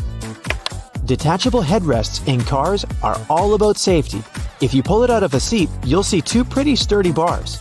If you ever get locked or trapped in a car, you can get out of there smashing the window with these bars. A little arrow next to the refueling indicator on the car's dashboard indicates which side of the vehicle has fuel tank openings. It's useful when you need to refuel a rented car. You are probably using shampoo wrong all the time. Well, the main thing you should know is that you don't apply it directly on your hair. You gotta apply it onto the roots only. The foam that you make is enough to clean your hair. A button on the reverse side of a shirt collar is needed to hold a tie in place. Anyway, this button was designed for slim ties that are not that popular today, so this button is only an element of design. A cotton pads pack has those strings on it to hang it on some hook or holder. There's no need to untighten and tighten the pack again. Look at the bottom, it has a perforated line. Tear along it and just pull out a cotton pad from a hanging pack. It's a myth that the red side of the eraser is for pencil and the blue one is for ink. The blue gets rid of mistakes on thicker types of paper only. It works both for pencil and even ink, but make sure the paper is really thick. But that blue little thing can do so much more. It can polish your jewelry, clean your electronics. For example, the screen of your cell phone. You know those irritating sticker residues that won't peel off? Eraser helps there too. Same as with cleaning scuffed up suede or dirt you have on your walls. There's no need to tear one of its edges on stick sachets. The right way is to tear them down the middle. You say it's not a big difference, but at least there's less mess with those torn paper bits. A small V patch at the bottom of the collar helps put on the sweater without losing any shape over time because it's made of a double layer of webbing material, just like waistbands and cuffs. To avoid spilling juice right onto your t-shirt, try pouring it from the other side of the carton. This way, it sloshes less and it's easier to control. To enjoy fresh and soft peanut butter, store it upside down. This way, the oils won't stay on the bottom all the time and distribute evenly in the jar. Yeah, you've heard before that a drawer beneath your oven is there for keeping the food warm if the guests are running late. Hey, you can also slow cook on lower temperatures in that drawer. Automatic lip liners and eye pencils sometimes have a sharpener installed in the package. The lid on the back part of the pencil doesn't only reveal the color. You can pull it out and sharpen up the product. Grocery cart loops help organize all the stuff in your cart better so you can enjoy your supermarket trip. You don't want to put your brand new fancy white jacket in a cart next to carrots and onions, huh? Fruit stickers know everything about your apple's past. A 5-digit number where the first number is 9 is a good sign. It's an organic product. A 4-digit number starting with a 3 or 4 means it was conventionally farmed. If the number starts with an 8 and there are 5 digits, it's best to leave it on the shelf. Metal buttons on jeans, also known as rivets, help make the pockets more durable when miners would fill them with heavy tools. They're still helpful today. Even if you don't store anything heavy in your pockets, rivets strengthen the seams and make your jeans last longer. All Tic Tac containers are designed to dispense one Tic Tac every time you open it. The lid has the same shape as the candy. Turn the container upside down, gently shake it, and slowly open it.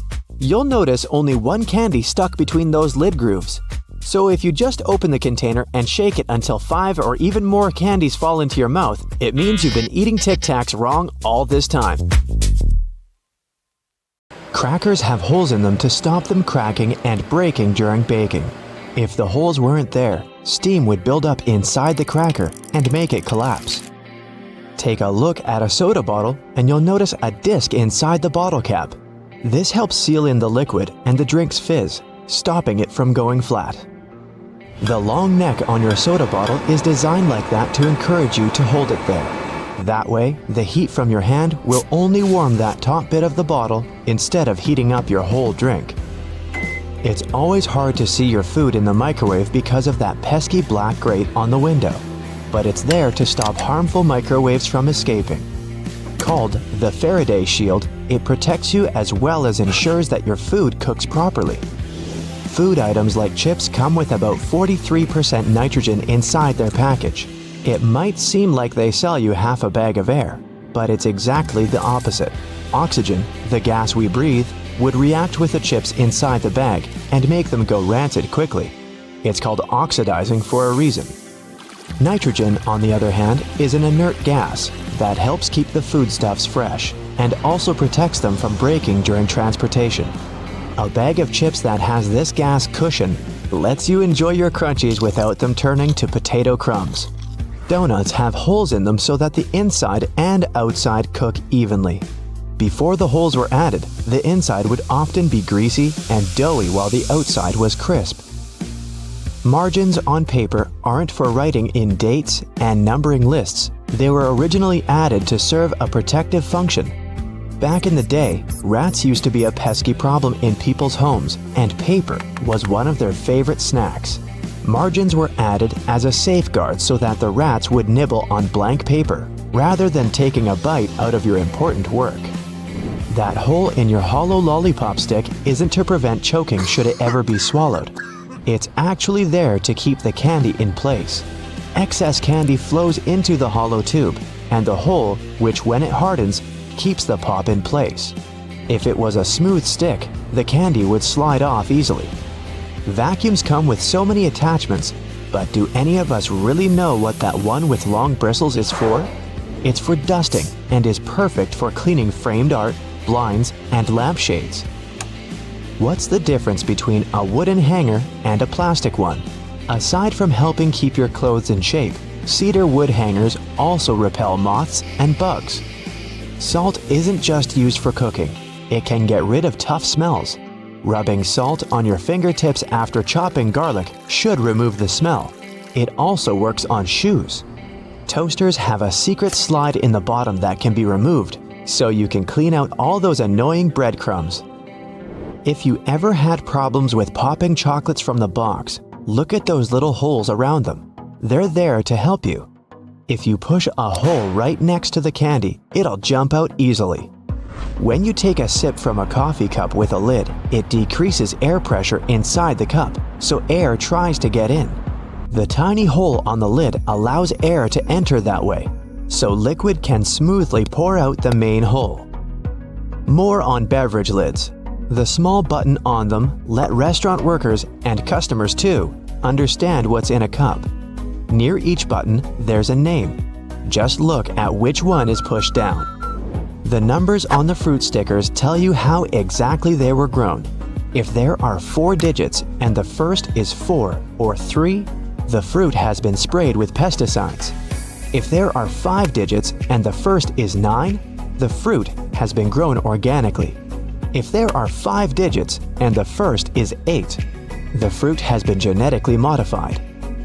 When you're on your way back to the car after bagging up everything you bought, use loops on a shopping cart to hang the bags. Now, softer items like bread, eggs, fruit, and veggies won't get squashed by the heavier goods. If you don't have anyone to hold the other end of your tape measure when you try to measure something, tap a nail on it. Now, simply hook your tape on it using the tiny hole all tape measures have. The square-shaped spoon that goes with a McFlurry helps to mix the ice cream toppings through the dessert. The spoon hooks directly to a machine and spins around. Padlocks that are used outside quickly get out of order because of rain. See this little hole in the bottom? It's made for pouring engine oil inside. Do this and the key will again turn in the lock without any difficulty. You keep banging the bottom of a glass ketchup jar, but nothing's coming out. Here's a little tip. Turn your ketchup bottle at an angle and tap on the middle of the neck. In many fast food restaurants, customers fill tiny folded paper cups to get a portion of ketchup or mustard. Here's the news. The cups are supposed to unfold and turn into small paper platters to hold a great deal more sauce. That little hole on the handle of a pot or a frying pan isn't just for hanging them on the wall. During cooking, put the end of your utensil in the hole, and it'll be propped over the pot to save your kitchen from extra mess. The blue or any other dark color bristles on your toothbrush are meant to remind you when it's time to get a new one. If you see that bristles have become pale, change the toothbrush or its head. An extra hole at the upper part of the sink has multiple hidden functions. First, in case someone forgets to close the tap, the water won't overflow and the bathroom won't get flooded. Second, thanks to that hole, the water drains faster as it gives an escape for the air, helping the water flow down. Most metallic zippers have a hidden lock inside them to save you from awkward situations, such as an undone fly. Don't leave the zipper handle in an upward position. When you pull it downwards, it automatically locks. It's all thanks to those tiny grooves hidden underneath the handle. Spoiled milk emits gases, like most foods when they go off. A classic plastic milk jug has a concave shape on one side, so when the gases expand inside the jug, it expands too, and the concave shape curves out. Also, if you want to save some milk for later and freeze it, the jug will expand when the milk gets solid as well, occupying more space in a jug. Bath foam isn't only for fun or a nice smell. It also helps regulate the temperature.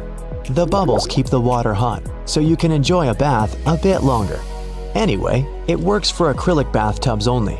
Those made of metal lose heat really fast either way. Many cups and mugs have little grooves on the bottom on purpose. They're designed for washing machines.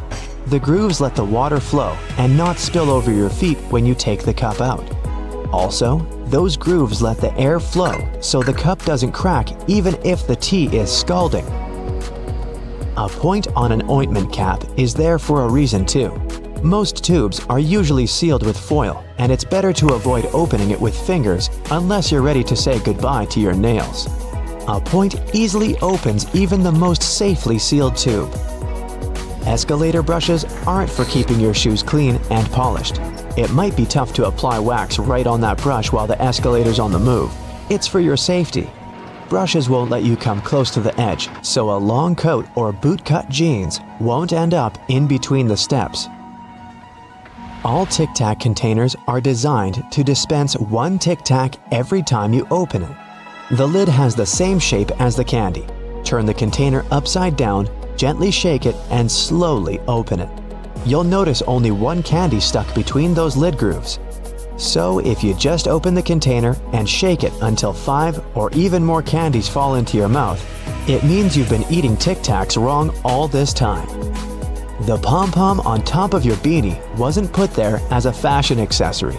The pom-pom was originally added to the hat to prevent sailors from banging their heads on the ceilings of the ships that were too low. Black stripes on yellow school buses aren't an element of design. They're actually metal rails put along the sides and the back of the bus to protect its rather thin walls. In case of a collision, they absorb most of its force. It means that the crash doesn't affect large areas. These rub rails are also positioned in strategically important spots. The lowest one runs at the floor level. The middle one matches the bottom of the seats, and the top one corresponds either to the top of the seats or the bottom of the window. Your ceiling fan can move in more than one direction for a reason. One is for summer, the other for winter.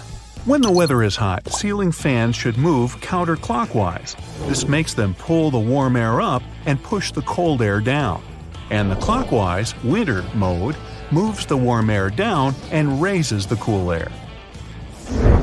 As soon as you notice the blue bristles on your toothbrush start fading, it's a sure sign it's time to replace it.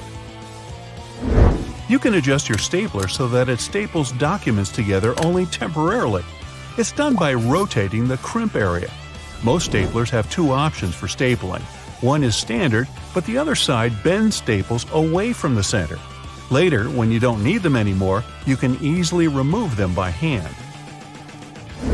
Lots of people use a knife to remove strawberry stems, but this way they throw away a lot of stuff they could otherwise eat. Instead of a knife, use a regular drinking straw. Insert one end of the straw into the bottom of the strawberry and push it gently all the way through. If everything goes as planned, the straw will pop the stem out. A tiny hole in a padlock bottom helps to drain the water from an outside lock after the rain. It prevents the thing from rusting and clogging. You can also use this hole to oil the lock's hinges so that it doesn't get stuck. If a lock doesn't have this small hole, you should only use it inside. It's a bad idea to place dirty dishes covered in mashed potatoes or any other leftover carbs closer to the sides of the bottom shelf of your dishwasher. Several studies have shown that such plates get washed better when you put them in the middle of the rack. So now you know. Weird markings on the bottom of a toothpaste tube have nothing to do with the ingredients. They're actually there for the factory robots, not so they can brush their own teeth either. Such a colorful square marks the line where the tube has to be cut and folded. Now, most cotton pads have two different textures on each of their sides. One surface is firmer and more absorbent. It's supposed to be used with nail polish remover. The other side is way finer and softer. You should use it to remove facial and eye makeup. Don't peel Post-it notes off from the bottom. It'll create a crease in the paper and the note won't stick well after that. Tear it off from the side and it'll stick longer. When driving when it's already dark, you might get blinded by the headlights of the car moving behind yours.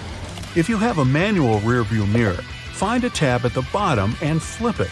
The mirror has a reflective material behind its glass. By flipping the tab, you change the angle of this material, dimming the lights in the mirror. The whole process is even simpler if you have a power mirror. All you need to do is switch on the nighttime mode. Bath foam relieves stress, cleanses the skin, and keeps the water warm. Foam is made up of tiny air bottles. They form an insulating layer on the water surface, keeping the heat from escaping. Let's say you're reading a paper book. Then you decide to take a break and realize you don't have a bookmark. Should you leave a dog ear? You don't need to. That's what the dust jacket is for. Apparently, providing you with the information about the book and its author isn't its only purpose. Your stomach growls, and suddenly, a peanut butter sandwich sounds like a great idea. You open a jar and see quite a lot of oil sitting on the top. Duh! Time to train your arm muscles and stir, stir, stir. But if you store peanut butter jars upside down, the oil will move to the bottom and all the solids will be on top. The main purpose of the drawer under your oven isn't to store all those pots and pans. You're supposed to use this place to keep your food warm while something else is being prepared in the oven. If you don't have anywhere to put a toothpick after using it, snap off the flat end at the first groove and put it on the table. Now you can balance the used part of your toothpick on the groove part, so it doesn't have to touch the table. The correct way to break off a piece of Toblerone chocolate bar is by pushing the pointy side downward. Me? I just bite it off, but then I'm hardly ever accused of being correct. Most extension cords are known to come undone at even the slightest pull. Loosely tie them together and they'll stay connected even if you accidentally pull on them. The knot might get tighter, but nothing will get switched off. A little groove on the bottom of a cup lets cool air get underneath it. It saves glassware from cracking when a scorching beverage heats it up.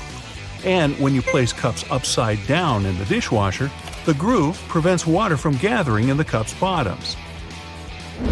Non-stick pans have a special coating, which makes them so great. But if you use metal utensils while dealing with such a pan, you're likely to scratch this coating. And once you do it, your pan is ruined. Food will stick to its surface and end up burned or unevenly cooked. Make your life brighter and get a Bright Side tea. Pick your own print. Just follow the link below. If you've always peeled bananas, starting from the stem, try doing it the other way around. Pinch the bottom of the banana and pull. This way, you don't have to deal with strings and mess. By the way, that's the approach monkeys use, and you don't want to argue with monkeys. Most caps on small tubes are hollow on top and have a little spike inside. Its purpose is to break the foil sticker sealing the tube. The neck of the tube fits right in this hole, and the spike is designed to break the seal. No need to struggle trying to tear the tiny foil seal off with your fingers. The more detergent you use, the cleaner your clothes are, right? Not exactly. If you add too much detergent, you can spoil your things. This will produce too many suds, and your clothes won't be rubbing against one another. And that's exactly what helps them get clean. Excess suds can also keep your washing machine from rinsing properly. Book pages are often printed on large sheets of paper rather than on small individual ones. If there isn't enough content to fill these sheets, there are blank pages left. Publishers often print the words "notes" or leave some other signs on them. This way, readers don't think it's a printing mistake. The rumble strips on the side of the road are supposed to wake up sleepy drivers who start to doze off behind the wheel. When your tires drift off onto these strips, the noise and vibration work like an alarm clock. It's a popular misconception that pumping a mascara wand back and forth allows more product to stay on it. In reality, doing this will only spoil your mascara. By moving the wand, you push air inside the tube. This not only produces flakes and clumps, but also makes the mascara dry out. A dime-sized hole in the elevator doors is a keyhole. If the doors get stuck, an operator can open them manually by inserting a special key in this hole. The same tool is used when an elevator needs routine maintenance. The bubbles in your soda push the straw up when they balance the buoyancy with the mass of the straw. But you can keep your straw from rising in your soda can by putting it through the hole in the metal pull ring. Ah, the science behind soda cans. Those squares of fabric that come with clothes are for you to try out your cleaning products on them first. This way you won't ruin the entire item once you decide to wash it. The soft round part under a soda bottle cap keeps the bubbles from escaping. Without it, your pop would go flat in no time, probably even before you buy it. And what's worse, if you bought the flat drink for your dad, then your pop's pop won't pop. The utility knife is supposed to last way longer than most people think. The knife blade is made of narrow parallel sections. When the instrument gets blunt, break off the top section with the cap you can find at the bottom. Voila! You have a brand new sharp blade again. But don't forget to put on a pair of safety gloves and goggles before doing this. Yes, it's another sharp tip from Brightside. Go check your box of aluminum foil. Does it have push-in tabs on the sides? They're there to keep the roll in place as you pull some foil out. Now flip a stapler upside down. See the metal plate on the bottom? You can turn it to get temporary staples, ones whose pins are bent outward and are easier to take out. Speaking of flipping stuff, do it with a salt jar. Nah, you should have closed the lid first. Now you've got salt all over the place. Okay, now you've done it. Look at the bottom of the jar. See the ribs on it? If you take another jar, say with pepper in it, and rub the bottoms of the two jars against each other, the salt will pour out evenly without you having to shake it vigorously. Same works with pepper too. It wasn't their original purpose, but you can use soda can tabs to hang hangers on other hangers. By the way, the hole in the tab is there to put straws through and keep them in place. Post-it notes are supposed to be peeled off from the side like you're turning the page in a book. Most of us tear them from the bottom, and that just creates a crease and makes the whole note less sticky. The hole in your spaghetti spoon helps you measure the perfect portion. It's just enough for one person. Multiply that by however many people you're serving. Or maybe you just like to pig out on pasta. Hey, I'm not judgmental. Does the audio jack in your headphones have 1, 2, or 3 stripes? 1 band means your headphones just play sound. 2 means stereo sound, and 3 mean the headphones also have a microphone. To prevent water from boiling over, just lay a wooden spoon across the rim of the pot. It only works for a little while though. If the spoon's surface gets heated up to boiling point, the bubbles will just foam up and around it. That's why metal spoons won't do. They heat up too quickly. Silica gel packets can absorb up to 50% of the humidity in a confined space, so use them around the house. Tape one to the lid of a container of dry goods, be it dog treats, breadcrumbs, cookies, you name it. Throw one in each of your dresser drawers. Just make sure they don't get accidentally eaten. Most people use bobby pins upside down. The zigzag part goes closer to your scalp. The texture keeps the hair and pin in place much better. Bubble wrap was originally created as wallpaper that would be easy to clean, but the decor idea didn't take off, so they found a new use for it. Now they help cushion items during shipping, and they pop so nicely, of course. Hey, just ask my dog! All crackers and some cookies have holes to make sure the final product has the right texture. These teeny tiny holes allow steam to escape, so your crackers and cookies wouldn't snap. If it weren't for these holes, also known as dockers, steam would build up inside the tree, and the final result might have been scrumptious, but it would have been rather oddly shaped. The scalloped edges on Ritz crackers are there so you can roll the cracker over your cheese so that you get the perfect size piece to sit on top. It works for softish cheese only. Don't try to cut some Parmesan like this. Cheesily speaking, you probably grate your cheese with a cutting board or a plate underneath the box grater. Try a more convenient method. Flip the box grater and lie it on the side. This way you get the finest shreds of cheese and it's mess-free. PVA glue doesn't stick inside the bottle because it contains long molecules, such as polymers and water. Once you squeeze the glue out, the water trapped inside evaporates, leaving only sticky polymers. Superglue doesn't stick inside the bottle because of a special chemical that hardens when it hits water vapor.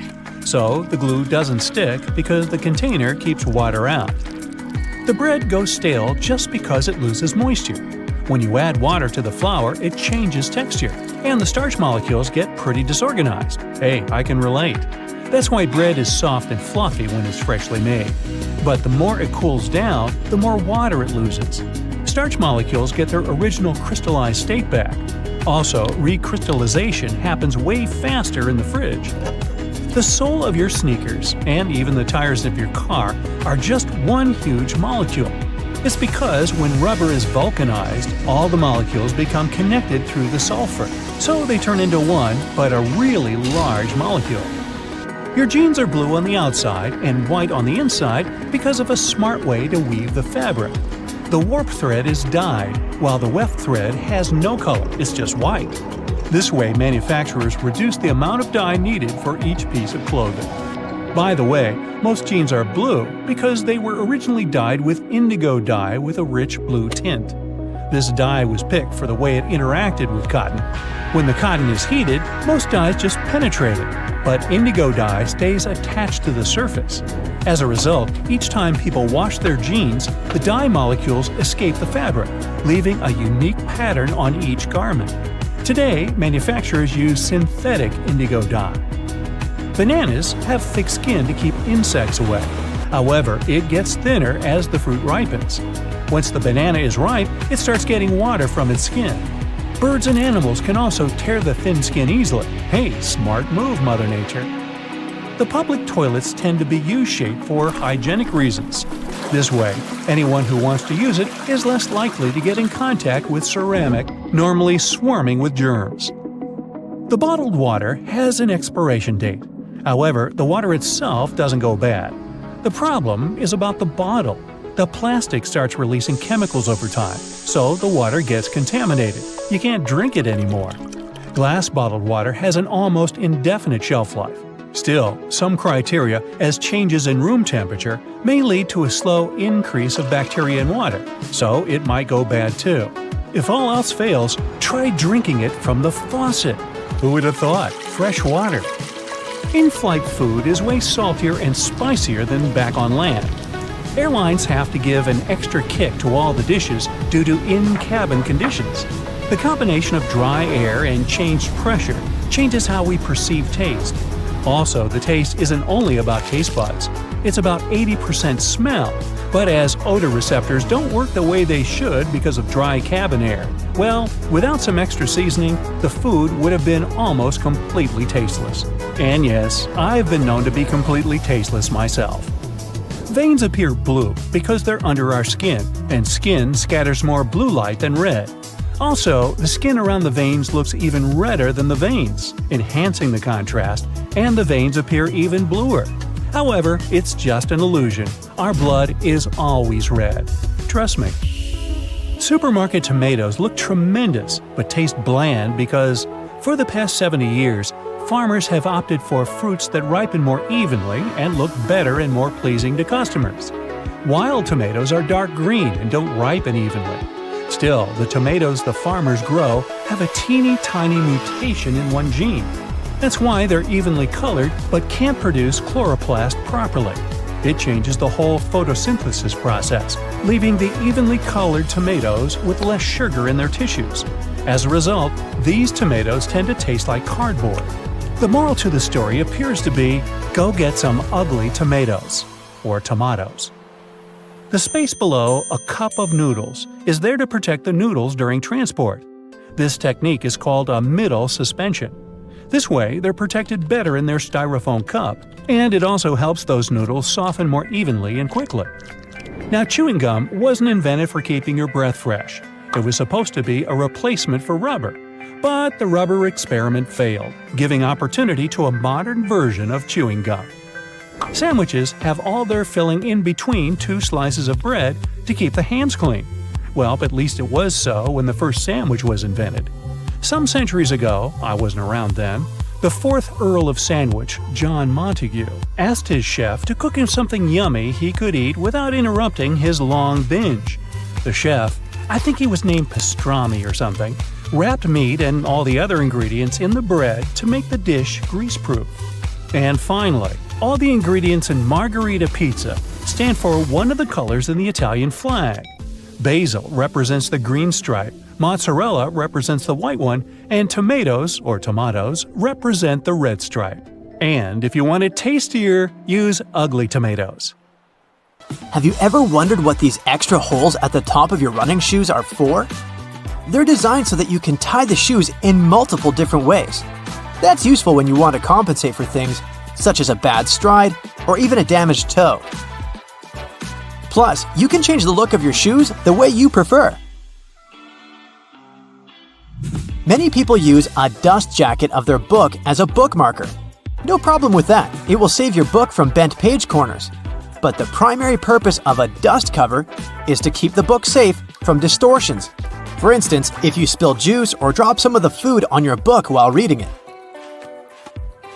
The Tic Tac dispenser has this little groove on its top, so you can dispense only one Tic Tac at a time. Even though, let's be honest here, nobody does that. Most of us just spill a whole bunch at once, and then we wiggle all those extra Tic Tacs back in. Those rubber bumps you see between the tire treads are there for your safety.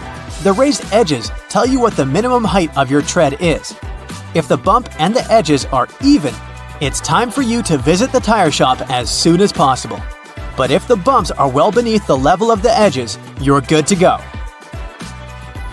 What about that black grating on the microwave window? It's something called a Faraday shield. And it's there to prevent microwaves from getting away and turning the entire room into a Faraday cage. If the microwaves escape, your meal won't cook properly either. So yep, the cage is not there to make it difficult for you to see your meal while it's cooking. It's keeping the electromagnetic energy inside. How about a wrench-compatible screwdriver? Cover your screwdriver with the end of your wrench and you can increase its torque. That's why the head of your screwdriver is designed the way it is. When you have odd angles, you can use this strategy. You've probably heard those myths, the blue side of the eraser can erase the pen? False. Its purpose is to erase a pencil, but in case you're writing something on heavier paper. The blue side can remove smudges you see after using the pink eraser too. Have you ever wondered why oranges in supermarkets mostly come in the red mesh bag? It's a trick to make this food look more orange and encourage you to make a purchase. An extra tip, don't throw away the mesh bag. Tie it up so you can have a small pot scrubber to clean your sink, kitchen, appliances, and dishes.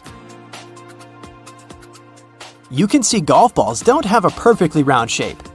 Their surface is covered with many little dimples, something golf balls didn't always have. At one point, experienced golfers started noticing how, through time, older balls with imperfections, such as nicks and bumps, could travel further.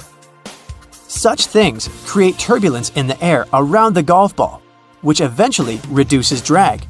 So, manufacturers started producing balls with dimples so they could go farther and faster. You might have noticed that sometimes there are ridges in toothpick tops. It's more hygienic because when you break that off, you can prop the toothpick up on it, and it won't touch anything. Another safety feature you'll find, this time in your car, is a tab on your rearview mirror. With it, you can change the position of the mirror, so you don't get blinded if there's a car behind you with its high beams on. So this little tab helps you control the glare of lights coming from behind. This feature showed up in the 1930s, but in the early 1970s, it became a part of standard equipment in most trucks and cars. Do you see that tiny hole on your iPhone right next to the rear-facing camera? It's a microphone, and it's there so your phone can record sound as you turn your camera around. Some cables have a thick cylinder towards the end of the cord. It's called a ferrite core or a choke. It's a magnetic iron oxide that stops high-frequency electromagnetic interference. For example, you know that annoying static noise you get if you bring your phone too close to a speaker? This interrupts your call, which is why cable cords with big cylinders are pretty useful because they prevent these things. Do you know why nearly all luggage bags and backpacks have two zippers? It's way more convenient and easier to open in that way. But not just that, you can also lock these two zippers together to keep the stuff inside your bags safer. You know how toilets at public spots like malls have those big gaps at the bottom? It's primarily for better circulation of air. This type of door also makes it easier to clean the toilet or check if it's occupied if you're standing in line. Other than that, if you get stuck there and the lock gets broken, you still have a way to escape. You can just crawl out. Ever notice those plastic end caps on utility knives? And they also have scales on them, which indicates you may use them multiple times but with sharp edges. You can separate the blades through these plastic end caps. Then, you can move the slider and bring the sharp blade to the front. If you've ever taken a moment to examine a regular grocery cart, especially their fold-out section, you probably noticed those metal loops jutting out. They're designed to protect the items you carry in your cart. You can use them to hang bags with soft items. You don't want to accidentally squish with heavier products, like bread, or easily breakable things like eggs. Many coffee mugs come with curved notches on their bottom. When you're washing your mugs, put them against the rack at an angle in your dishwasher. This way, the water won't pool in there, so your favorite cup will be completely dry by the time you take it out of the dishwasher. If you're a McFlurry fan, you've probably noticed there's a square hole in the handle of the spoon. It's there so you can attach it to the special machine that mixes the ice cream and your favorite toppings together. The machine has a bar that slips into this square-shaped spoon and then thoroughly stirs it. And you get the spoon so they can minimize the mess during the process. Quite neat, wouldn't you say? A regular milk jug has a dent on one side. Some might see it as a random design decision, but a dent has several purposes. One of them is to get bigger if there's a gas buildup. This happens when your milk is spoiled. So you don't even have to try to check this out. Also, the dent is there so the jug doesn't burst if you accidentally drop it. The dent allows the expansion space that deals with the sudden pressure that happens when you drop the jug. Dental floss. Sure, it's important for your dental health, and it's easy to assume what you do with it. But dental floss is great in the kitchen as well, because it's a very precise cake slicer, way better than a regular knife. Most kitchen shears have a serrated opening right there at the center where the blades and handles meet. It's something you can use to trim difficult herbs such as rosemary, thyme, or chives. Because of this opening, you don't need to pick the leaves off by hand, but destem them in one motion. The majority of gelatin containers or single-serving yogurts come with a tinfoil lid, and in most cases, you can use this covering as a disposable spoon. Just peel away the covering, and after a couple of simple folds, you'll have a perfect little spoon for your midday snack. Some pieces of clothing come with a small patch of fabric with a button on it. While it's quite obvious how to use the button, the fabric's purpose isn't so apparent. It's not there to patch holes. You're supposed to test your cleaning products on it. Then, if something goes wrong, you won't ruin the whole garment. The seemingly random dime-sized hole in the elevator door is actually a keyhole. If the elevator doors get stuck, an operator can open them manually by inserting a special key in this hole. The same tool is used when an elevator needs routine maintenance. Some plastic milk containers have dents in their sides that serve several purposes. For one, if milk spoils, this process can cause swelling and high-pressure buildup inside the container. That's when the dent comes in handy. It pops out and doesn't let the jug blow up. Plus, if you decide to freeze the milk, it'll expand like any other liquid. And then again, the indentation will pop out and prevent the container from bursting inside the freezer. A first-timer might think that Chinese takeaway boxes have a peculiar shape. The more experienced diners know that by unfolding the sides of these containers, you get a paper plate with the food already sitting on top. The lines on plastic solo cups can help you measure out liquids and non-liquids too. From the bottom up, those lines coincide with the measurements of 1, 5, and 12 ounces. The lowermost line is the perfect portion of mouthwash. The middle one is a serving of cereal for breakfast, and the topmost is the amount of water recommended to drink 4 to 5 times a day. Striped toothpaste will always come out in stripes even if you mash the tube with all your strength. No magic involved though. The product is very dense and viscous, so it doesn't mix well. The white, blue, and red parts of the toothpaste are pushed down at an even rate thanks to their similar physical properties. And viscosity helps the stuff be pushed down and out from the edges first, so no matter how hard you try, there will always be those perfect stripes. Not every iPhone owner pays attention to an almost unnoticeable little hole between the camera and the flash.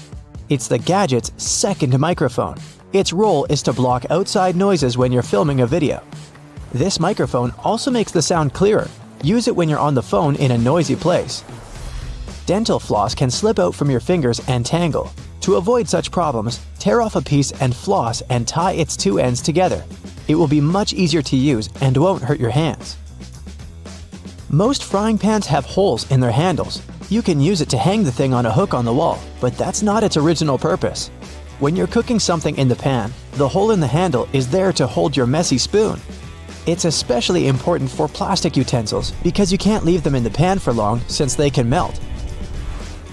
Some toothpicks have several grooves on the blunt end. When you need to use one, break off the grooved end and put it on the table. It'll serve as a rest to keep your toothpick from touching the surface. You've probably noticed that most soft drink lids have ridges and 3 bumps on them. With their help, the lid can turn into a coaster once you put it on the table and place the cup on top of it. No more spillage. Bath foam isn't only for fun or a nice smell. It also helps regulate the temperature. The bubbles keep the water hot so you can enjoy a bath a bit longer. Anyway, it works for acrylic bathtubs only. Those made of metal lose heat really fast either way. Almost all measuring tapes have a metal tip with a small slot on the end. You can use this slot to hang the tape on a nail or a screw to make measurements without anyone's help. Sometimes this tip has a row of sharp points along the edge on one side. That comes in handy when you want to leave a mark without using a pencil. A pack of cotton pads has those strings on it so we could hang it on some hook or holder. And no, there's no need to untighten and tighten the pack again. Look at the bottom of the pack. It has a perforated line. Tear along that, and now you're good to pull out a cotton pad. A triple handle on a jerry can is there to make it easier for 2 people to carry it and distribute the fuel evenly. Gas cans often have a second hole that actually needs to be uncapped too before you pour the gas. The air passage will prevent it from pouring out. Lemons get juicier if you warm them up a little bit in the microwave. The heat softens the frozen membranes so the juice can flow out freely. More lemonade for you. When you buy some grated cheese, get ready for a surprise. If the package says it contains cellulose, it means that the cheese does contain wood pulp. Don't worry, it's digestible. It's added to prevent the product from clumping. The expiration date on mineral water isn't about water going bad. Actually, no water can spoil, but the bottle can. Over time, it starts leaking some chemicals that aren't quite safe. The spike in the cap of a tube of ointment or cream is there so you can puncture the tiny foil seal. No need to grab a toothpick or try to use your fingernails to peel it off. Post-it notes are supposed to be peeled off from the side, like you're turning the page in a book. Most of us tear them from the bottom, and that just creates a crease and makes the whole note less sticky. To prevent water from boiling over, just lay a wooden spoon across the rim of the pot. It only works for a little while though. If the spoon's surface gets heated up to the boiling point, the bubbles will just foam up and around it. That's why metal spoons won't do. They heat up too quickly. Some erasers have two colors and textures, not for pen ink versus pencil lead, but for different types of paper. You're supposed to use the blue side to remove pencil marks from heavy grades of paper. Most people use bobby pins upside down. The zigzagged part goes closer to your scalp. The texture keeps the hair and pin in place much better. And give your pins a spritz of hairspray before putting them in. They'll grip better. Ever noticed the tiny second hole in the lid of your coffee travel mug or to-go cup? It's there to control how smoothly the liquid flows out from the drink hole. Without it, the hot stuff would just glug out at you like milk from a jug. It also lets the steam escape so the high temperature and built-up pressure don't melt the lid or send it shooting off. Apples you buy at the supermarket were likely picked between August and November. After that, they were covered in wax, hot air dried, and stored in cool places. It takes the fruit 6 to 12 months to make it to fresh produce shelves. Sometimes you need to get away from your computer but don't want to keep logging back in. Put your mouse over the top of an analog watch. The mouse will perceive the ticking second hand's movement, and this will prevent your computer screen from turning black. When using a blender, pour the liquids in it first. Only after adding your milk, coconut water, or yogurt, put the berries, fruit, or spinach inside. Thanks to the holes in the bottoms of earphones, air can circulate up and down through the speakers. It results in increased low frequencies. This makes the bass sound deeper and improves the overall sound quality. You can use metal loops on the sides of a grocery cart to organize the space in your cart better. Hang your jacket on such a loop or put a bag of delicate items there, like eggs or bread. This way your jacket won't get wrinkled and eggs won't get squished. The black lines on a basketball make the game easier to play. They're actually grooves helping you handle the ball. And since the players need to move around the court while dribbling or bouncing the ball, control is crucial. The black lines allow you to grip the ball better. You can also easily steer it in any direction once it's in your hand. If the basketball was smooth, you wouldn't be able to do it. By the way, pebbled dots that cover the outside of the ball serve the same purpose. The drawer at the bottom of your stove is there to keep your dishes warm when you cook large amounts of food. When one dish is in the oven, the already prepared ones are kept warm in the drawer below. You've probably noticed that train and bus seats are covered in fabrics with weird patterns. Have any idea why? Well, they use these patterns to cover any germs and stains on the seats. The brighter the color and the more patterned it is, the harder it will be for passengers to notice any stains and get grossed out. Also, the patterns are usually so ugly that no one even wants to look at them for long enough to spot any stains. So yeah, the pattern is there to make you look away. And if you look, to make it less noticeable. No bus will ever have plain white seats, that's a guarantee. Just a few more bus-related questions to answer. Like, why don't buses have seatbelts? Buses are overall way safer than cars because they were designed this way. The idea behind this is called compartmentalization, meaning that the seats have high backs that absorb energy. The seats are also placed close to one another, so there's less space to move in case of an impact. Also, on a bus, the passengers sit pretty high off the ground, and in case of a collision, the force is absorbed by the bus's deck and not by the people inside. On top of that, a bus is way heavier than most other vehicles, and even if there is a collision, it distributes the force way differently than a regular car. Due to its weight, a lot of force is absorbed, and bus passengers don't experience much crush force. So, small and light buses that can't distribute the force as well actually do require seatbelts. And we have to remember that buses drive slowly, which minimizes the risk of an accident overall. We all know that school buses are yellow, but why? It's for visibility reasons. Yellow is one of the most easily recognized colors, and for a human eye, yellow is even more visible than, say, red. So, school buses are yellow to make them more distinctive. Also, yellow is visible in the dark, in fog, and on a rainy day. Actually, the color of the bus isn't really a true yellow. It also has a hint of orange. This shade even has an official name: National School Bus Glossy Yellow. By the way, taxicabs are yellow for the same reason, to be more visible in any weather conditions. Also, buses have huge steering wheels, and I finally learned why. Buses are bigger than regular cars, and they're also way heavier. So it's harder to turn a bus around, and way more strength is required to do so than when you drive a car. A bigger steering wheel that has a bigger radius allows the driver to turn the vehicle more easily, and it requires less force than if the wheel were smaller. Trucks have big steering wheels for the same reason. But have you seen those stuffed toys that some trucks have attached in front of them? Turns out, it's just a way for truck drivers to customize their vehicles. It's like a mascot that speaks about the truck or the driver. It's also a way to communicate to the world that the truck driver isn't all scary and tough, but a soft and harmless person that you shouldn't be afraid of. At least, that's how some truck drivers explain it. In Asia, there's also a belief that road accidents are caused by ghosts, and hanging toys are a way to distract the ghosts from causing harm to the truck. Ever been on a road trip? If you're not the driver, all you have to do is just sit in one place and do basically nothing for hours. Doesn't sound like a hard task, but some people find it terribly exhausting. And because of this, they resent road trips. Why do they get so tired? Well, sitting in a car isn't like sitting in a chair. The brain doesn't relax. Instead, it controls everything that's going on, accounting for movements and making sure that you maintain the right posture. Your brain is constantly working, exchanging bits of information with your muscles, so your body is working. Some people get tired because of this. If you aren't doing much, it doesn't mean that your body isn't doing much. Train rides are way more tolerable because trains don't stop or change speeds as often as cars do, so the body is more relaxed, and train trips are way more tolerable for people who aren't fans of road trips.